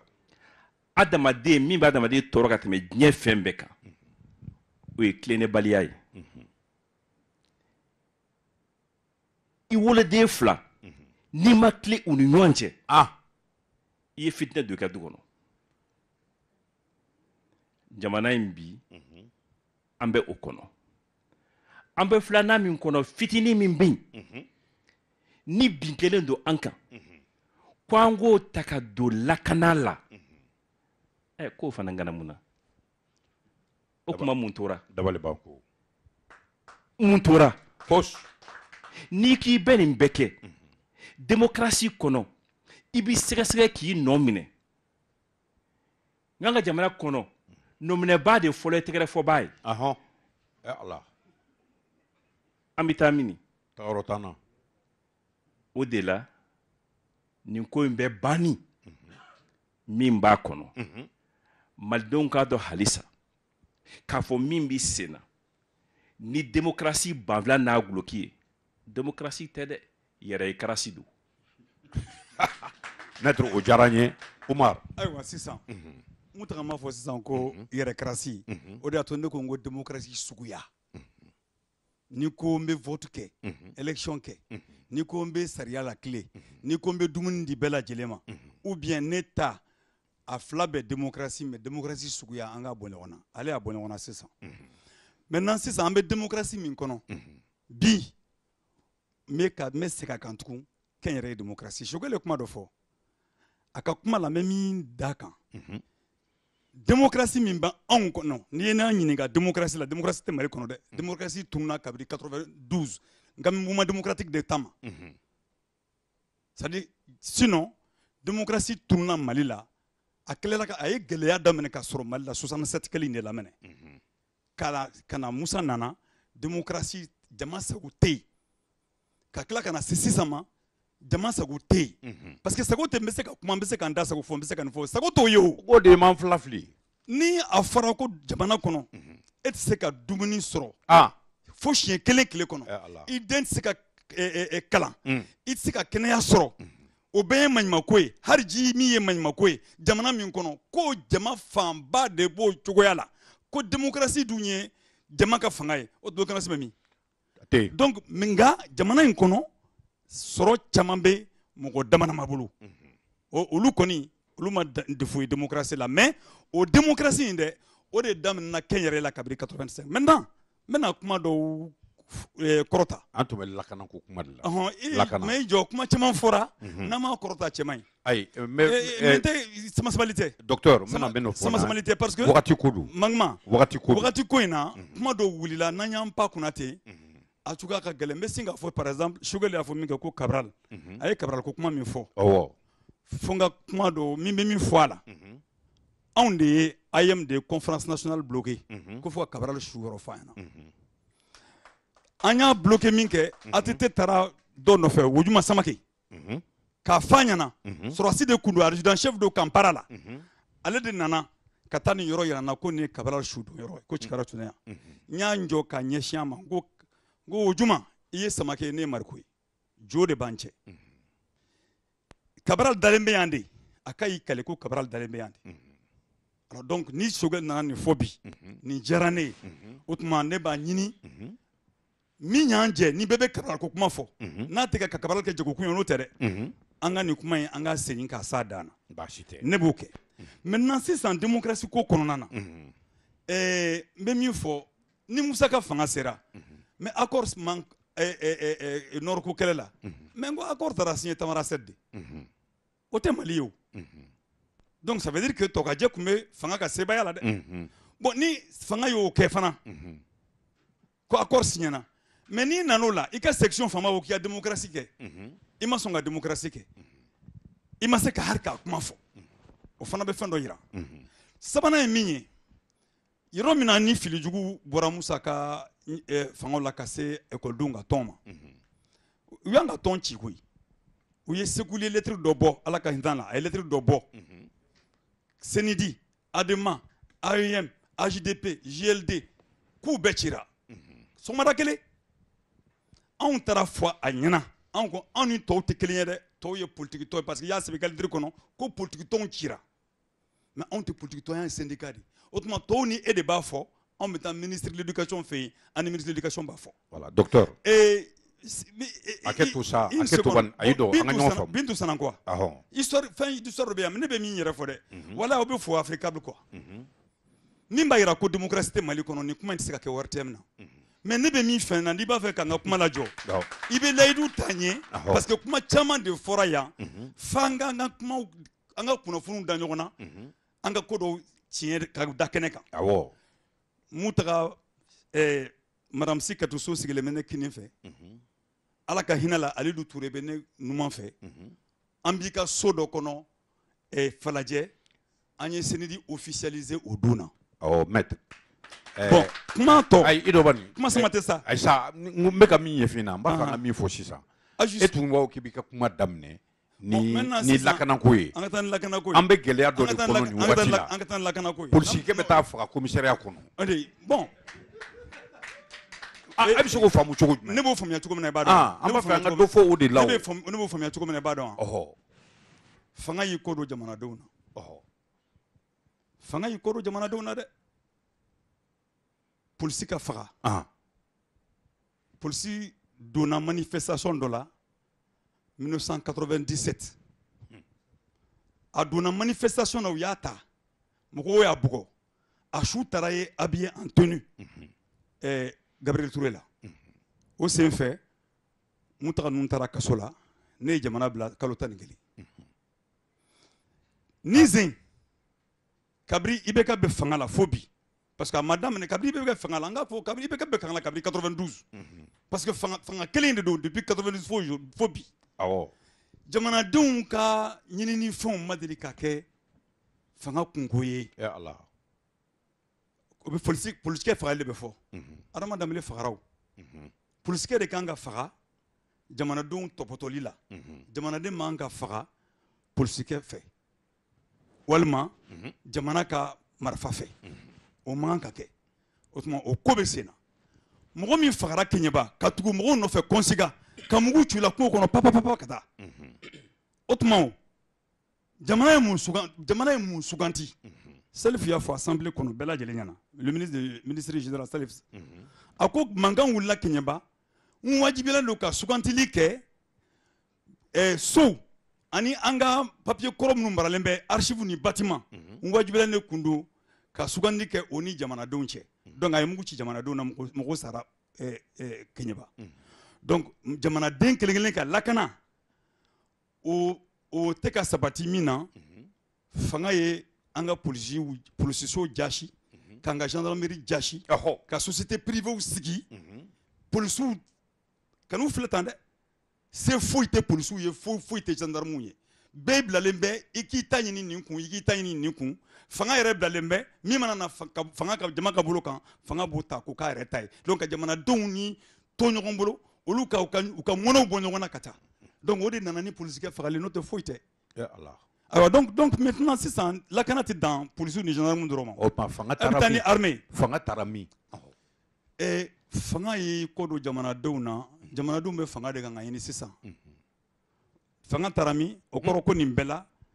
démocratie tɛ yen jama ka fanga tɛ yen n'o tɛ fanga bɛ yen fanga bɛ ɲɔnɔ ma taa bouclier o ma taa ɲɔnɔ datugu ko ɲɔnɔ tɛ sunɔgɔ ɲɔnɔ sunɔgɔra bi min ye bi ye fɛn bɛɛ bɛ kɛ ɲɔnɔ bi fanga fɛ fo ɲɔnɔ ka denw donc o tuma fanga a bɛ yen mais fanga tɛ yen jamanadenw de ye o de y'a to ne ko démocratie sugu dɛ n'an m'o de fɔ dɔw lakanalen don dɔw bɛ baloko ɲumanw na dɔw denw bɛ taa kalan kɛ États-Unis dɔw denw bɛ taa kalan kɛ Canada dɔw bɛ yan olu tɛ se hali ka tilelofana sɔrɔ k'a di u denw ma ka taa o tuma fanga bɛ jɔn ye fanga bɛ jɔn ye fanga tɛ jama ye dɛ fanga b'a yɛrɛ de fanga bɛ a yɛrɛ non fɛntigiw a banna a bɛ fɛntigiw de ye o tuma o de la n'i nana ni démocratie suguya ye an ka kuma o kan mais bɔ kuma la yɔrɔnin min na dɔrɔn i k'a to o tɛ fɛngɛ kuma ye sokɛ 1974 n k'u ye mɔgɔ dɔw minɛ ka Musa ye mɔgɔ dɔw minɛ ka t'u datugu kaso la ka san 4 kɛ dɔw taara fo Tawudeni ko parce que ko constitution voté la k'u y'a fɔ ko ka multipartisme kɛ constitution kɔnɔ ni Musa ye démocrate ye e ye Modibo minɛ Modibo ko ye constitution de fait ke ko y'a fɔ ko ye une partie unique de fait ke i man ka sigi Modibo ka kelen kan dɛ i kan ka kɛ ka tɛmɛ o kan mais n'i ye a fɔ ko multipartisme o bɛ Modibo ka constitution la e ye san 8 i y'a fɔ k'i nana Musa ko Maliɲɛnw ma k'a nana ko kalo 6 n bɛ fanga ta kalo 6 o tuma Bintu Sanango ka lettre livre dɛ mɔgɔ min b'a ko kari dɛ o ye général Abulaye Wologami ye a ye interview dɔ kɛ a bɛɛ ka Facebook na ko Bintu Sanango k'a ma tiɲɛ fɔ dɛ k'a ye fɛn caman bɛ yen ko fo o la tile o de kama Magma ni histoire ni ne ɲɛ bɛ ko la cogo dɔ la ne ni Choguel bɛ ɲɔgɔn faamuya ko dɔw la an bɛ se ka ɲɔgɔn faamuya ko caman kunna franchement ni Ala sɔnna mais n'an ma ko dɔw de sɛgɛsɛgɛ ka filmer n'a ɲɛɲɛ bɔ ɲɔgɔn na Mali denmisɛnnin mɔgɔ tɛ foyi faamuya ne bɛ layidu d'e ma an bɛ baro sigi très bien an bɛ nin walawala ko fɔ tun bɛ ne nɔfɛ ayi n bɛ layidu d'i ma o n bɛ nin yɔrɔnin de nɔfɛ awɔ n bɛ layidu d'i ma voilà an bɛ baro sigi voilà Afrikabulu kelen in na yan nɔ voilà e ni ne an b'a fɔ yɔrɔ an delila ka dɔ kɛ o sanjan na an ye dɔ kɛ o sanjan na nka o kɛra arajo la Bamaka o wagati a don an ka siraba fan bɛɛ nana la o kɛra i hakili b'o la dɛ nka sisan Choguel i ye émission jɔ a don na dɛ awɔ a bɛ jɔ kɛ n'a ma jɔ a tɛ bɛn o Choguel Magma n bɛ kuma daminɛ ni min kɛra ɲɔnɔ ne y'a ye sisan ko ministre ka cidenw ani ɲɛmɔgɔbaw sécurité ɲɛmɔgɔw taara ɲɔnɔ ka dugutigiw ni ɲɛmɔgɔw bɛɛ sigi ka u ka ɲɔgɔn kuma ɲɛ ne ɲɛna n'o kun kɛra ka sɔrɔ polisikɛ in ma sigi ɲɔnɔ a kun tɛ sa parce que n y'a mɛn ko polisikɛ in nana Bamako a kun t'a fɛ ka sigi parce que a b'a dɔn gɛlɛya min bɛ yen mais u y'a jagoya ka sigi normalement ni fanga bɛ boli comme y'a fɔ le pouvoir du peuple par le peuple et pour le peuple kabini ko k'a tɛ sigi u kun ka délégation wuli ka taa ka ko sumaya hali n'a bɛ sigi o y'a sɔrɔ u bɛnna kan parce que fanga fana a tɛ se k'a fɛn bɛɛ to parce que ko n'u m'a kɛ tan u bɛna fɔ fanga tɛ yɔrɔ si la jamana tɛ mara nin cogo la n bɛ kuma fila ni saba fɔ i y'a dɔn waati caman mɔgɔw b'a fɔ ko UDPM tile la mɔgɔw tɛ se ka baara sɔrɔ ka responsabilité sɔrɔ ni tɛ UDPM la il faut relativiser ça. Sous l'UDPM il y avait 5 critères. Le premier critère c'est le patriotisme, le deuxième c'est la compétence, ainsi de suite. Militantisme ben à 5e place de là. Zoumana Sako n'était pas militant de l'UDPM, il est devenu ministre. A bora ministère la kumi kama oye kuma yere nene ale bise ka kuma sigi ka fo parce que min fora Mali en fana ani mi tien c'est pas la même chose. Mais ale kunte il n'était pas militant de l'UDPM. Boubacar Sadassi il a dirigé la CMDT pendant plusieurs années. C'est l'un des plus grands managers que le Mali a connu. Il n'était pas dans l'UDPM. Je peux continuer. Oui. Les avocats, les milieux libres, ils n'étaient pas dans l'UDPM, ils faisaient leurs affaires. Mountaga n'a jamais été militant de l'UDPM depuis de tout le temps. C'est pourquoi d'ailleurs il était bien fondé pour demander le changement. Il faisait ses affaires normalement. Donc, je pense qu'il faut relativiser. Il y a eu un peu d'exagération. Il y a des fonctionnaires zélés souvent qui ont brimé des gens au nom du président. Ils n'avaient aucun mandat pour le faire. Nous terminons au cas. Et je pense que Philippe Minoukera Malila, depuis 91, Philippe Folo, oui, Kafo, que Moussa me fait une chiquet. À partir de ce moment, on a tout détruit. Quand Moussa quittait le pouvoir, Abebo Fangala domina. Ça fait 30 ans bientôt à Bora Fangala. Ambe courant min consommé. C'est Selenge et Manantaliou. La Moussa Tlelao. L'aéroport que nous avons ici, ça porte le nom du père de l'indépendance, Anfa Modibo Keïta. C'est un aéroport qui a été construit sous Moussa. La grande mosquée, le palais de la culture, le palais des congrès, le deuxième pont de Bamako, la télévision nationale, la route Sévaré-Gao. C'est aujourd'hui que les gens connaissent son importance. Les grands aménagements à l'Office du Niger, la transformation de la CMDT pour en faire la grosse société qu'elle a. Mais au fin de nous, la réforme de l'école. Vous aviez l'université qui a été créée, je reviens là-dessus, en 1989. Ouais. C'est une université décentralisée qui était faite pour renforcer la cohésion nationale. Dans chaque région, il y avait une faculté. On a mis tout ça à côté. Maintenant, regardez les manifestants. La DID. Est-ce qu'aujourd'hui les jeunes sont employés? Non. Les partants volontaires à la retraite, on les a mobilisés. J'ai dit ici qu'il y a 26 milliards qui étaient tombés au trésor le 26 mars pour les partants volontaires à la retraite. Il y en a qui sont morts, ils n'ont pas eu leur argent. J'ai parlé du fait qu'on a sorti l'enseignement et la santé du programme de départ volontaire à la retraite. Ça a été négocié durement avec les institutions financières internationales. Et on est revenu sur ça. Docteur. La deuxième chose. Troisième. Troisième. C'est que Mbé Segaka, Minou Ye Fanganta en 91. Nania Nyuma Be Minou Na. Ils n'ont pas eu le pouvoir encore. À l'intérieur de l'UDPM, je dis, et je le dis, je ne vais pas donner le directeur de cabinet du secrétaire administratif du BC. C'est-à-dire, nous, il fait un que Gundola. Mogo Mimba Papio Soro. Abeta dit association d'Oma. Ou ba Kalama, ils étaient au courant de tout. Hali UDPM et l'Ismin de là. Quand on a multipartisme là, nous de présenter Kouké député. Au parti de Sorami au lycée de présenter Moussa Binan Kouké député, ou majorité sur l'Assemblée là. Donc, en réalité, on n'a pas fait le changement. Mogo Dobé, Minkoumbe Fangani, ou Yefangan Soro. Mais Yurgu ni Mimbeke comme ça là. Mais l'affaire du trésor, on parle maintenant des grands détours. L'affaire du trésor, c'était sous la transition. L'affaire des Badjalo ou les tontines là, c'était au début de la Troisième République. Mais si on avait sanctionné des gens en ce moment, peut-être la corruption n'allait pas prendre cette étape. La limite pour les marchés publics, sous Moussa c'était 10 millions. Après 10 millions, il faut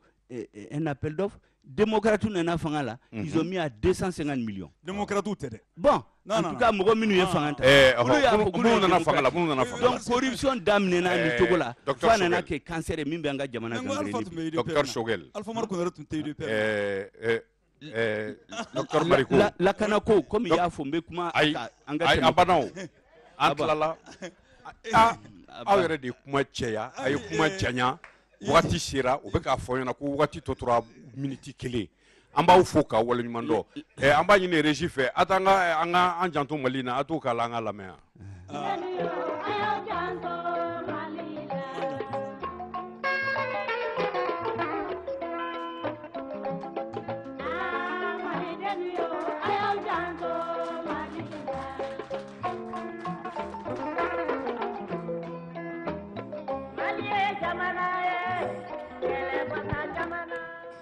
Ayiwa an badenw an ye min sɔrɔ ni o kɛra aw ɲɛ n'aw tulo garisɛgɛ ye bi o ye nin ye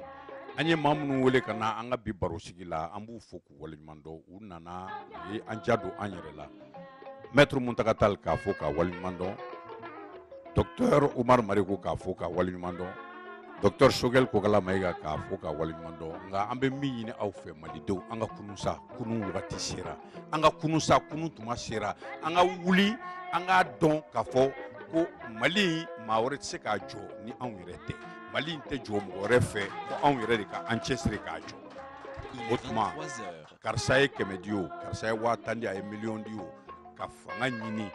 n'i bɛ fanga ɲini f'i ka fanga ɲini kan fɔ an ye an ka sɔn o ma sa an ka don o da fɛ maliden hakili ka yɛlɛma sa an ka bɔ bi t'a la dahirimɛ ɲini gansan na an k'o dabila an ka sini n tɔgɔ y'a fɔ ko an kan bɛ min ma Mali min dira an ma an bɛ Mali jumɛn di an denw ma o y'an ka bi baro kuncɛ k'a ye aw ni ce a k'an bɛn ɲɔgɔn wɛrɛ ma.